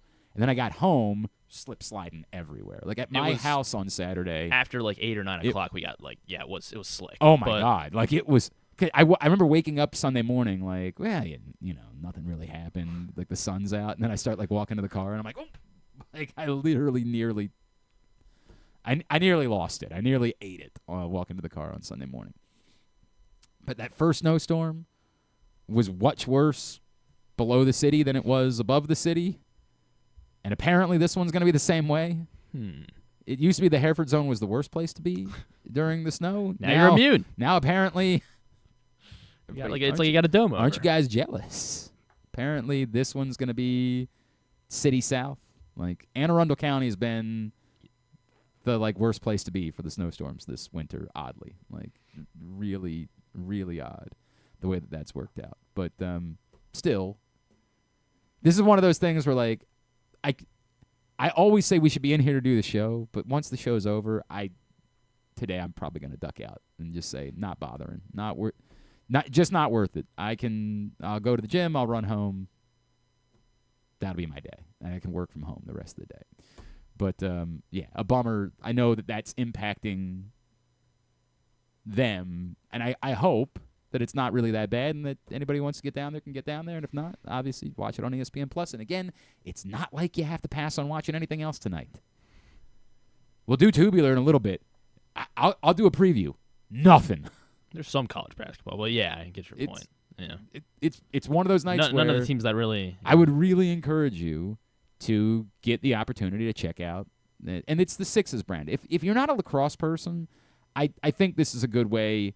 It's a bit more action. Like I think for lacrosse purists, there's still some debate about how much they like Sixes. Like it kind of takes out the ride. You're not going to get any 3-2s. You're not going to get any. Yeah, you're definitely not going to get that, and you're not going to get the games where like there's somebody who's dominant at the dot, right, and the other team doesn't get the ball, doesn't see the ball, and so they have no hope. You eliminate those factors from this. There's going to be plenty of scoring, and it's not just going to be a team playing make it take it. It's a different brand of the sport. I had the opportunity to do the national team stuff for the Sixes, and like I'm telling you, as a broadcaster, sometimes your head's spinning. Like you have all this info. As a broadcaster, you want to have all this information, stuff that you can get to during the course of a game, because typically in most sports, there's a lot of time where there's not really something that's worth describing. As I was pointing out, Loyola multiple times, 60 seconds into the shot clock, not doing anything. No one had even made a move on goal. So you try to have background information. You try to have stuff about the team, about the players, all that. You prep. I was still hitting up my friend Alyssa Muir, who's the SID at Maryland, was giving me information about them last week. And then I was still even hitting up. We had Eric Kohler on the show. That's part of the reason why this week I chose to have a Hopkins player on the show, is that I would have a little bit more that I could fall back on from our conversation with Matt Collison yesterday. That I can bring that up during my broadcast this week of Loyola Hopkins. There's not that I wouldn't have those players on otherwise. One of the things I've said I want to do is I do want to try to have a local player on every week this season. I'd like to do it on Mondays, but sometimes it's a tough day with everybody's schedules. But I'd like to make it a regular Monday feature that one of the teams that won that weekend, we have a player from that team on the show every Monday. That's a goal of mine. But yes, uniquely, it worked out that both Maryland and Hopkins had won their games, because I do want it to be someone from a team that had won. It's always tough when you bring up. I don't want to pull the curtain. We were supposed to maybe have someone on the show last week, but then the team lost. And the way that I do things, I'm not interested in like grilling college athletes. That like I do feel like there's a bit of a difference between pro athletes and college athletes in that way. Like, I don't really like grilling college athletes, although I get it. Some of them are making money now, so it's maybe a different world. But, like, I don't like doing interviews after losses with college athletes. It's just not something that I enjoy doing. I want it to be pleasant. I want it to be fun. I want them to be in a good mood. And believe it or not, people tend to be in a better mood after wins than after losses. So, yeah, that's part of the goal. But, yeah, you do all that stuff. And then you do sixes, and you have all this, like, prep. Like, I was doing the national team event, and I'm, like, really diving deep on these Colombian players. And then you don't have a lot of room to get that stuff in. Well, good thing you know about the Colombian. Yeah, I mean, it's good. It's good, but, like, you realize you did all that work, all that prep. Like, you spent all week, hours of a day, and then it's just like it's just back and forth. There is very little time for you to get to any of that stuff. Like, to the point where if the timeout's taken, the production company that was running the broadcast was like, all right, well, we'll go to a commercial and a timeout. And I was like, do we have to? Like, do we have to talk about where this guy, grew up? Yeah, right. All this stuff that I want to get to. They're like, well, yeah, the commercials are sold. We're like, oh, we're only on YouTube. Do we? But yeah, sixes is different that way. So yeah, I would really encourage you to check that out tonight. All right. If you haven't picked up the print issue of Press Box, final days. And then coming this Friday, Stan and I will tell you about the next print issue of Press Box, which will be on Stan's next week. Final days for this one, the best of issue with Lamar Jackson on the cover. Go get it for free at your neighborhood Royal Farms or any of the hundreds of locations around town where you find Press Box. Read it all, PressBoxOnline.com. All right, when we come back in, we will a couple more things that I wanted to get to today, then we'll get a tidbit and tubular and wind things down so that we can try to get out of here before the snow starts. It is a Tuesday edition of Glenn Clark Radio. You're going to love February at Live Casino and Hotel Maryland. Sweeten your Valentine's Day with a chocolate bar February 13th and 14th. Pamper yourself and your partner with Valentine's Day spa discounts February 10th through 21st. Celebrate the Year of the Snake and win a Lunar New Year luxury brand collection February 28th. Plus more ways to play, dine, and win all month. At Arundel Mills, must be 21. Please play responsibly. For help, visit mdgamblinghelp.org or call 1-800-GAMBLER. Driving in Maryland? Did you know an Easy Pass from DriveEasyMD.com can save you time and money? Of course you did, because you are a thrifty driver. An antenna reads your Easy Pass transponder and automatically deducts the toll from your Easy Pass account. Learn more at DriveEasyMD.com. Treat yourself and taste the Baltimore tradition that is the legendary Costas Inn. Hey, it's Stan the Fan Charles. For over 50 years, the Costas Inn has been a Baltimore original, dishing out their amazingly scrumptious, fat, award-winning crab cakes and steamed crabs. Every season is crab season at Costas, so make your plans now by calling 410-477-1975 and reserve your taste of heaven. Sit back, crack some crabs, and watch the Ravens chase down another title on Costas' 15 TVs. On Monday nights, Costas offers their half-pound jumbo lump crab cake with 2 sides for under $30, and there are nightly specials Monday through Friday. So head on down to the Costas Inn at 4100 North Point Boulevard or visit them at CostasInn.com. Gambling can be a fun and entertaining experience, but there are risks involved. If you're planning on betting on the game at the casino or on your phone or computer, know your limit, stay within it. Set a budget and a time to stop. Remember, gambling isn't a financial solution, and it doesn't mix well with alcohol or drugs. Know the risks and have a plan before you begin gambling. For free and confidential services, call 1-800-GAMBLER 24/7 or go to helpmygamblingproblem.org. COVID-19 and flu viruses are circulating in Maryland. But don't worry, protection is within arm's reach. Protect your health with this year's COVID-19 and flu shots. It's safe and convenient to get them both at the same time. Flex your protection. For more information, visit health.maryland.gov/vaccines. This message paid for by the Maryland Department of Health. Coming back in here with Glenn and the other guy, Garrett, whatever his name is. You know who they are. All right, back in here as we are winding down for a Tuesday edition of the program. Brian Powell wanted us to see if we could name all these CIAA teams. Oh, darn. I feel like we did that exercise Yeah, we last did year. it. Was it last year? Maybe it was I guess it was last year. I thought it was before, but it might have been that I just had you do it because I had known. Well, I don't think we're going to name all the teams. You had me guess the mascots, I think, for each one. Is that what it was? Yeah. Well, how many teams do you think you could get that are in the CIAA? Bowie State. Yep. Uh-huh. There's Virginia Union. Yeah. There's a few more. Yes, I think there's one more. Is there one in Georgia? There's probably one in Carolina. There are a few in Carolina. There's a few in Carolina. Yeah. Like half the league is in Carolina. Half the league's in Carolina. Yeah. Trying to think of where one in I Jersey. think there might be one in South Carolina. I think there might be, but it does not go as far as. No, I guess not. Is the answer I can name? I think last year I got Bowie. I doubled my total from last year. I think I got. Is that the only got Bowie State? I only got Bowie State last year. Winston-Salem State. Winston-Salem used to be State. D1. Okay. They're now part of the CIAA. I'm trying to think if I can name.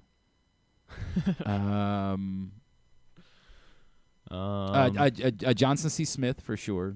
Fayetteville State. Okay. Claflin. Definitely would have. That was on the tip of my tongue. I think that's the one in South Carolina. You make you do the mascots then, or? Yeah, you know what? I would struggle mightily with the mascots. I would. All right. Elizabeth City.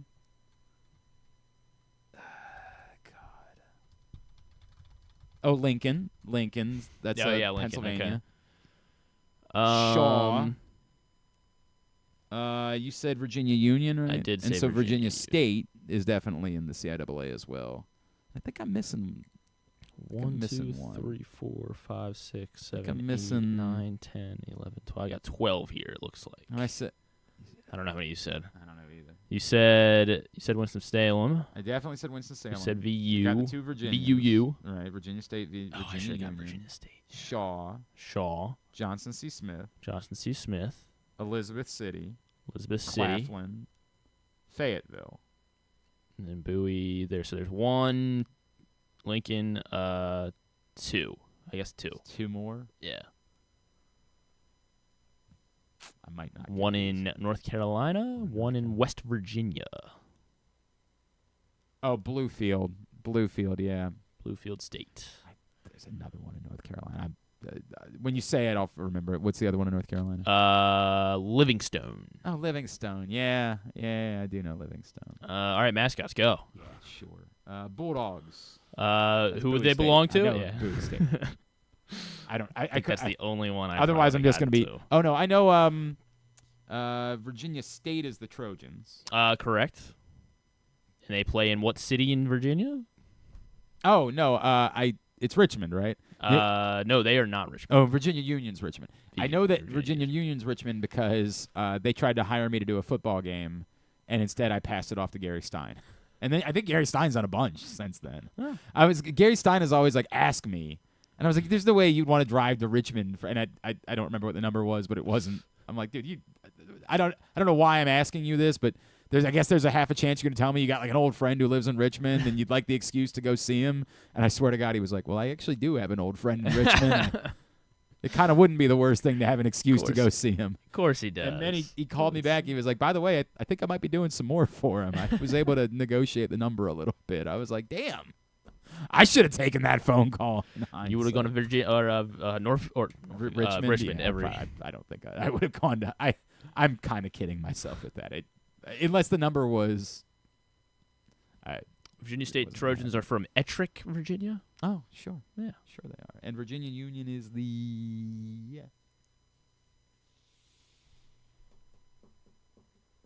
Are they the Panthers? They are. Yeah. Virginia Union Panthers. Well done, I guess. Yeah, sure. Good job. I don't know what Ettrick, Virginia the Virginias. Ettrick is in. Lincoln's the Lions, right? They are the Lincoln Lions, and they play in. Where in Pennsylvania? The middle of Pennsylvania. No, not the middle. I don't know. Oxford. which is I don't know where in Oxford, Pennsylvania Chester is. County. Oh, okay. So it's near Philly. Yeah. Somebody's the Vikings. Elizabeth is the Vikings. Elizabeth City. Are you locking it in? Yes. Elizabeth City State is Yeah, the Vikings. they're the Vikings. Yes. They play in Elizabeth. Elizabeth City, North Carolina. I would have guessed it was Elizabethtown, actually. So, you kind of bailed me out on that one. Darn it.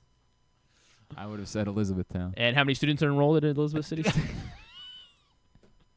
What year was it founded? Yeah. Okay. Is it a public or a? Sure. You got the CIAA fast facts. Yeah, I got that. Well, I'm looking at they got a big chart here on Wikipedia of all. Okay. Of all the. I don't know that I'm getting anything. Somebody's got to be the Bears, right? There's got to be there's Bears. There's Bears. There's two Bears. Two Bears. One with an adjective in front of it. Oh, there's the Blue Bears. Yeah. The Blue Bears. We got the Blue Bears and the Bears. Where are they? Shaw is one of them, correct? Shaw is one of them. Shaw is there the Blue Bears? They're the Bears. They're the Bears. They're the Bears. Shaw's the Bears. They're locking it in. Shaw Bears. Yeah. Yes. Shaw So Bears. Who's the Blue Bears? And Shaw is in North Carolina. I don't know. Raleigh. Oh, okay. It's a big town. Which one's the Blue Bears? The Blue Bears play in Salisbury, North Carolina. Hang on. It's not Claflin. Nope. It's not. It's the lowest enrollment not of any Bluefield. CIAA school. We already did Elizabeth. So the Blue Bears are either Fayetteville State, or no, Fayetteville State. I know. Fayetteville State's the Broncos. Broncos. Largest enrolled school in the. So it's either Johnson C. Smith or it's Livingstone. Because Winston-Salem's the Rams. I know that one. Winston-Salem State Rams. Yeah. Founded in 1892. So I got a 1 out of 2 chance here. It's Johnson C. Smith. Johnson C. Smith, and you're saying their mascot is the Blue Bears. No, they're not. It's Livingstone College or the Blue Bears. Livingstone Blue Bears. So that's because Johnson C. Smith is the. No idea. Kind of a similar, you got an adjective, then the mascot. Oh. They're the fighting. Not fighting. They're the dancing. Not closer. What are they? They're the Golden Bulls. Oh, the Golden Bulls. Johnson C. Smith Golden Bulls, and they play in this North Carolina city. They play in. I don't know. Charlotte. Oh, a big one. Yeah. You got Fayetteville. The Broncos. The Bucking Broncos. Fayetteville's the Broncos. All right, who haven't we done yet? You got the Winston-Salem. What's Claflin? Did we do Claflin? We did not do. I guess we've done all but 2. So Claflin and Bluefield. One of them's the Panthers, right? That's Claflin, right? The Claflin Panthers. Yeah, Claflin Panthers. Claflin Panthers from Bluefield. Orangeburg, South Carolina. Bluefield, I don't know. What is Bluefield? Bluefield, this university founded in 1895. 1,300 students enrolled. They are the Bluefield State University, located in Bluefield, West Virginia. Yes, of course. They're the Big Blue. Oh, the Big Blue. Bluefield, Big Blue. Bluefield State, Big Blue. All right, there you go. There you go, Brian Powell. That's for you. I guess. I guess that's what he wanted. Former CIAA members. Teams, several D1 Savannah State schools now. Were they in CIAA? No, I don't see Savannah State on here. Okay. Probably some D1s were used to be CIAA, several D1s, right? yes. So like Hampton. Hampton. Morgan. Norfolk. Norfolk. UMES. UMES, yes. Delaware State. Well, actually, Norfolk. Wait, did you say Norfolk State? I did. Say yes, Norfolk is. Delaware State. Yep, Del State. And they are the. They're the Hornets. Yes, I know that. Coppin. Coppin, I don't think so. Okay. Yeah, no Coppin. Howard. Yes, Howard. A&T. A&T. Central. A&T is the Aggies. Yeah. Yes, NC Central. Eagles. Not going to test me on MEAC nicknames. I got those. South Carolina State. SC State, no. Okay. Are those all of the D1s that were? I think so. Okay, then we're going to be in trouble from there. NCCCC, NCAT, Norfolk. Yeah, you got all the D ones. I don't think I'll get another one. We got this school from Murfreesboro, North Carolina.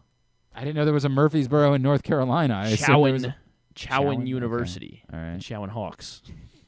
Okay. How about this school, another school in Raleigh?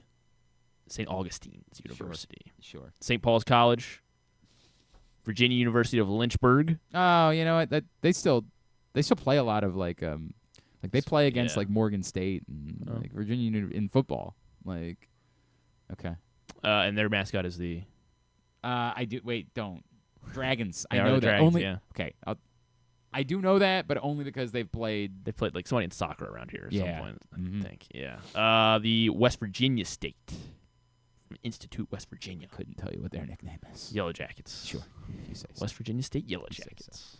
All right, that was for an audience of one. Now, why don't we get a? We're at that point. Let's just go ahead and get a tidbit. Tidbit is brought to you today. Would you have something else? No, I don't think so. Okay. All right. Tidbit is brought to you by the CIAA tournament. Go ahead. CIAA tournament. And after all that, it's Baltimore's welcoming the excitement of the Food Lion CIAA men's and women's basketball tournament back to CFG Bank Arena, February 25th through March 1st. Get your tickets now at Ticketmaster.com. You can let everyone know who the mascots are of all the teams playing at the Food Lion CIAA men's and women's basketball tournament at CFG Bank Arena, February 25th, 2 weeks from today, through March 1st. Looking forward to it. It's for those that have never been, it's just an awesome event. It goes beyond just the basketball. There's an electricity to it. There's the music and then surrounding events, parties. It's just incredible. So. All right, what you got? So Antonio Gates, I still have another one for Antonio Gates since he went into the Hall last week. We did the most receiving touchdowns, period, by anyone, receiver or tight end. He does have the most touchdowns receiving touchdowns by a tight end. Can you round out? Let's do the top 9. So everyone with 60 or more touchdowns as a tight end. 60 or more, top 9. Okay. So we have 8 more. And Tony would be second. So yes. Counting Antonio Gates among the 9. So I need to get 8 names. Yes. Tony Gonzalez. Shannon Sharp. Shannon Sharp just makes the list. 61 for Shannon Sharp. Jason Witten. Jason Witten, 74. Hard hitting Jason Witten. Will he ever try to be an analyst again, you think? Isn't he coaching? Oh, is that what he's doing? I think he's like a big high school coach, like somewhere. Legitimately. I think that's what he's been doing.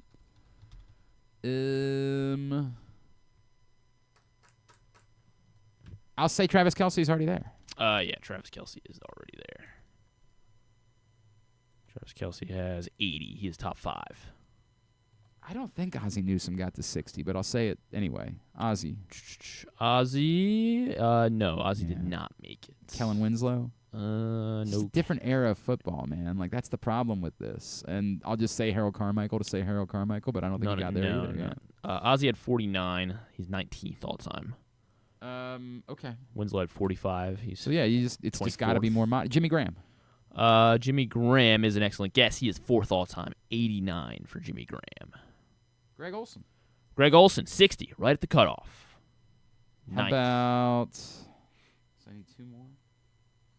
Yes.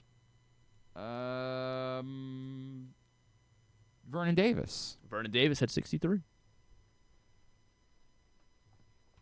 And the last one... Oh, Gronk. Yes. Yeah, I don't know how Gronk is 93. He is 3rd all time. I was about to say George Among Kittle, legitimately. I was about to say Kittle, and then I was like, oh, right, he's stupid. Andrew's at 51. He's 15th all time, so working his way up towards that 60 zone. Zach Ertz has 53. Other notable active guys. Yeah, Kittle's got 45. I did really well on that. I was kind of disappointed. Yeah, right. Also, of all the days, like the days where we're doing tidbit at 12:30, they somehow end up being a 15-minute tidbit. The day that we get the tidbit at 11:50, we knock it out in a minute. Now Griffin's gonna have to do his dance number. John said, here's a hot take. My wife, Jackie, thinks the Maryland flag is ugly. It's appalling to take for sure. I consider the Maryland flag as one of the elite, obviously. Yeah, I don't want to... His wife has been very lovely to me and to the show over the years, but there's 2 words that come to mind. Uh-oh. Irreconcilable differences. being honest. I had to struggle with it the first time I was in the car, and my wife didn't know. We were driving around one day, somewhere in the middle of it. We were in Madison. That's where we were. The year that we were in Madison, I remember it well, because we were just bumping between radio stations. I do love doing that when I'm somewhere else, as I like listening to all the area radio stations, see what they sound like. And not do it here. 9 to 5. Because she was in the passenger seat handling the radio while I was doing the driving. 9 to 5 came on, and I was bopping. Like, I was working 9 to...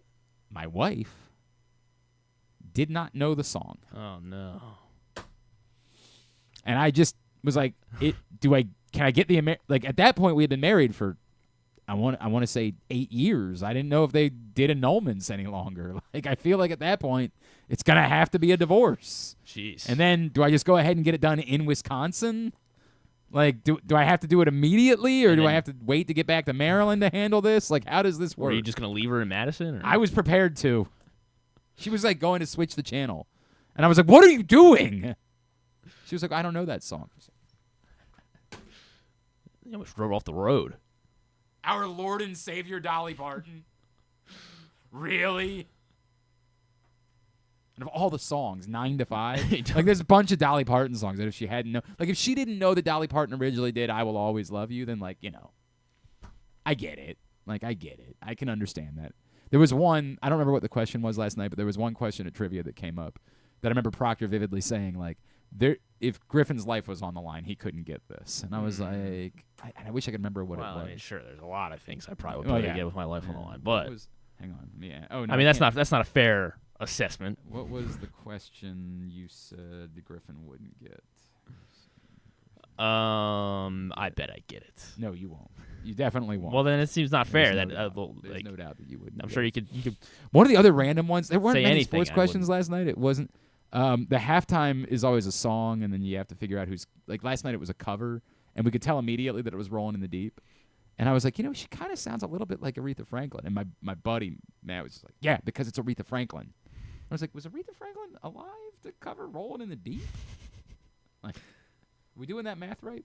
And I'd get Rolling in the Deep was 2011. Yeah. Aretha Franklin didn't die until 2018. So apparently before her death, she covered Rolling in the Deep, which is an excellent cover. It's outstanding. I had never heard it. But he was very confident that he knew the answer, and he was correct about that one. All right, I guess while we're waiting for John to get back, one more tidbit. The best college basketball team against the spread. We could just end the show. We only promised 2 hours. Well, like, I know we're sweating it out because we normally do 3. But like we could just end the show at the right time. Best college basketball team against the spread this season? How would I possibly know that? Auburn? Not Auburn. Maryland? No. I wouldn't think so. I don't know. Who is it? Florida. 16-7 against the spread this season. That's very random. Worst team against the spread? I don't know. Colorado. Oh, sure. But they freaking covered on Saturday. So. Oh, those jerks. All right, let's go ahead and get tubular. Have you ever thought of taking a cruise to these wonderful destinations with sunny skies and beautiful beaches? Well, wait no longer. We're ready for you to cruise from the Cruise Maryland Terminal. Have a little phrase that you can go from baggage to margarita in about 15 minutes. Choose fun with an array of destinations, onboard activities, entertainment, and world-class cuisine. Contact your travel agent and book your cruise today. Let your adventure begin. All right, here's what's coming up tonight. Totally tubular. Breaking news. Oh, Kellen Moore, officially the head coach. The thing that we all know, we know. He's officially the head coach of the New Orleans Saints. So is he not allowed to do the parade anymore? I assume he'll still do the parade. Yes. Okay. I assume. Like that they'll work that out. They'll probably try to do the press conference Thursday or tomorrow maybe. And then let him go back to do the parade, and then that parade's always because so when the Ravens longest won I ever remember between like a championship and the parade. 5 days. 5 days. When the Ravens won in 2013, yeah. But like, think about how many dudes aren't from Philadelphia. Like they've had to wait. Well, that was like Jokic when he's like, oh, yeah, Thursday, right? Yeah, 100%. It's like I gotta go home. But like you think there's just gotta be guys. I'm sure it's a little bit different that they'll enjoy going out and partying all week. But it's also not the summer. Like that's the one thing for like NHL and NBA teams is like you saw all the Capitals players like for like weeks. Right, they were just doing a world tour, ripping it up in Arlington. Just every night they were going out to different, Northern Virginia bars and just going crazy. But like in Philadelphia, do you really want to go out? Like you want to like enjoy the spoils of being the Super Bowl champion and everybody wanting to buy you beer and the whole thing, but like, do you? I'm gonna guess there's actually maybe part of the problem is that like a couple of players said, yeah, we're gonna duck out to Miami for 3 days, and they were like, or Cancun or whatever. They were like, okay, well we kind of need to do the parade, and they're like, yeah, we'll see you after that. Like I'm just gonna guess that was part of the thought process. All right, here's what's coming up tonight, totally tubular-wise. As we mentioned, the WLL Championship Series. The Maryland Charm and the New York Charging tonight at 7 o'clock. And then the PLL Championship Series gets underway. The Maryland Whipsnakes, the New York Atlas at 9 o'clock. Both of those on ESPN+. Mount St. Mary's Lacrosse right now getting underway against St. Bonaventure on ESPN+ as well. Big Ten Hoops tonight. Penn State, USC at 9. Northwestern, Oregon at 11, both on Big Ten Network. On Peacock, Purdue, Michigan at 7, UCLA, Illinois at 8, and Indiana, Michigan State at 9.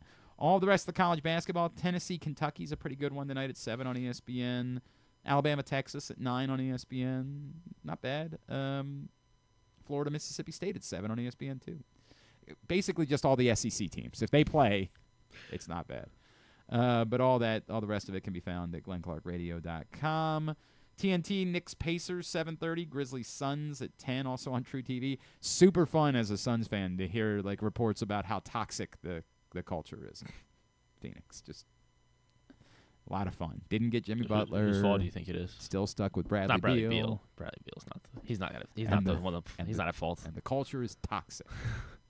Who said the culture was not? Like The Athletic said this or something? Yeah, some report this week. You can look it up.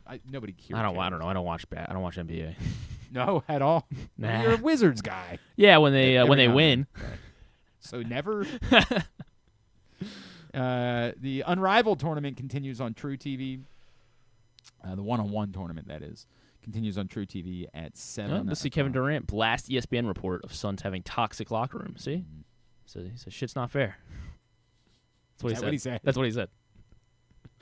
I'm so sure. I'm so sure. I was trying to figure out why there was no hockey, and I forgot it's because they're starting the stupid Four Nations tournament this week. So, again, the NHL won't shut down for the thing that people care about. Will shut down for this cockamamie nonsense that they just made up. Dynamite stuff. Ramona Shelburne reported it, so maybe she seems might to know. Yeah, I think she would. High on the list of people whose opinions about the subject I would respect.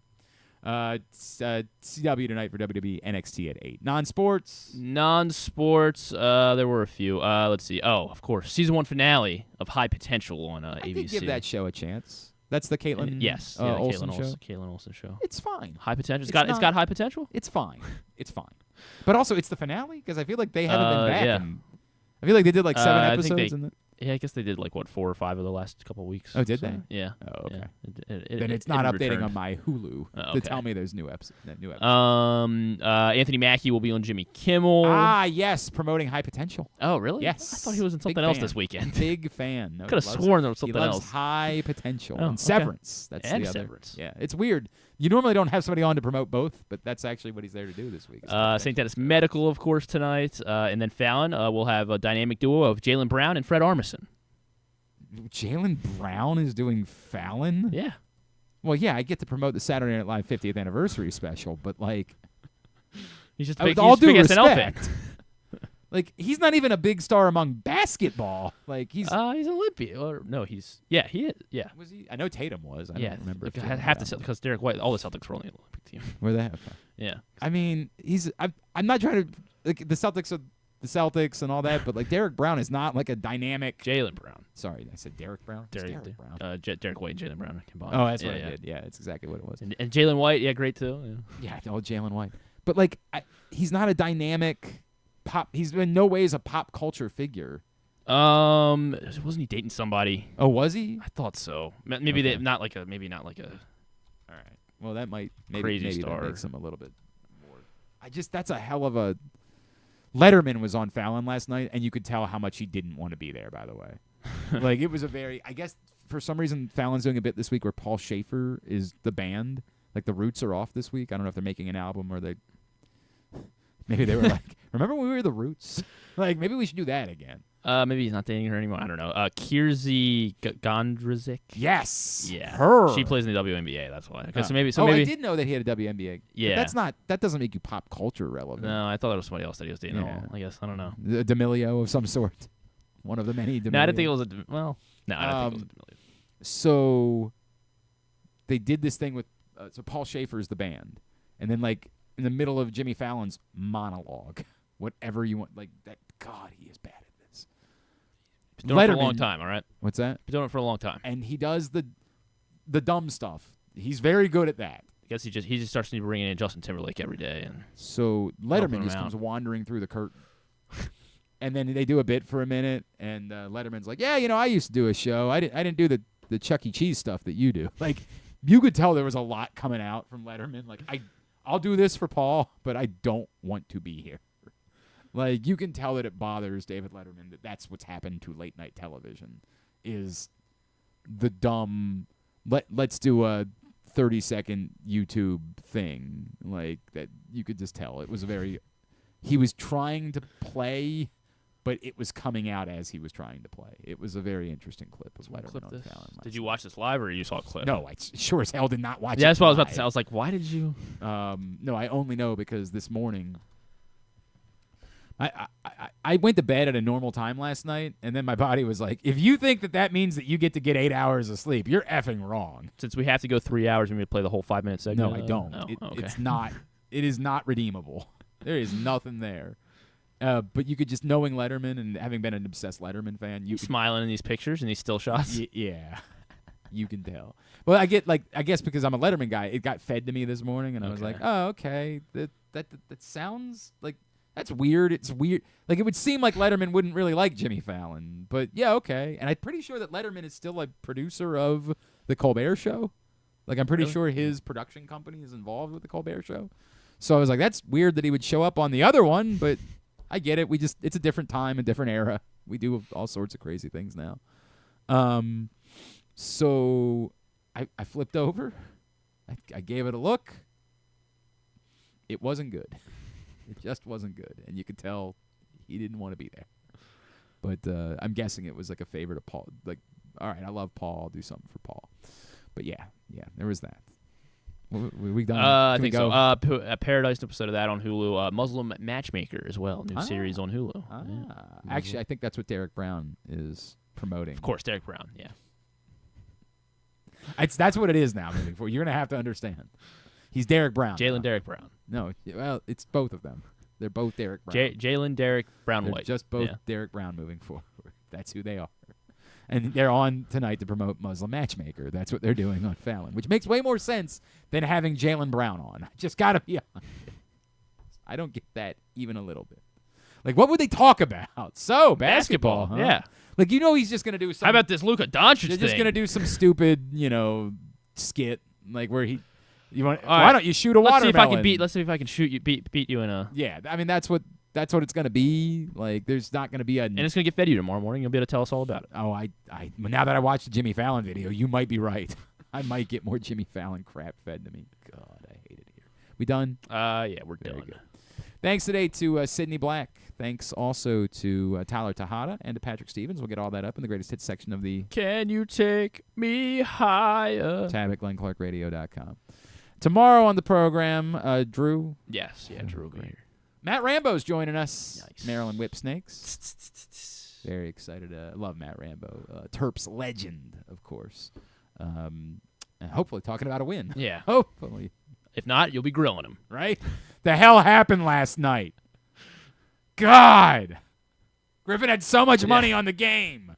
Shoot, I guess you're right. I have to do it. All right, what's the Maryland parlay look like tonight? Ooh, what does that look like?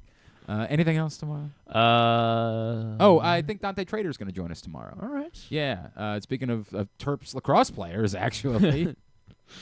We're talking about what a weird scenario it is that, like, on because there's none currently in the NFL, but, like, Jared Bernhardt's still in the CFL, and Dante Trader's clearly going to be in the NFL, but, like, Maryland's playing Loyola. I'm like, how many matchups would you have in college lacrosse where there's an alum of each school playing in a different professional sports league. Like, there's an NBA player that was a Loyola lacrosse player. There are professional football players that were Maryland lacrosse players. Just a weird scenario that played out on Saturday. But yeah, Dante Trader scheduled to join us tomorrow, as well as he was down at the Senior Bowl. He's getting ready for the Combine. And we'll start catching up with local prospects. All right, very good. Thanks today to everybody at PressBox, all of our great sponsors and partners, including Live Casino and Hotel, Cruise Maryland, Crown Trophy, Easy Pass, Royal Farms, CIAA Tournament, HelpMyGamblingProblem.org, Costas Inn, MSAA, Maryland Sports, your local Toyota dealer, buyatoyota.com, and the Brigance Brigade. Thanks to Griffin at Griffin_Bass. Follow us, Twitter, Instagram, and TikTok at Glenn Clark Radio. Charm and Wisniks are both getting a goal and a half, so if we want to do that, then maybe they're both getting a goal and a half. Yeah.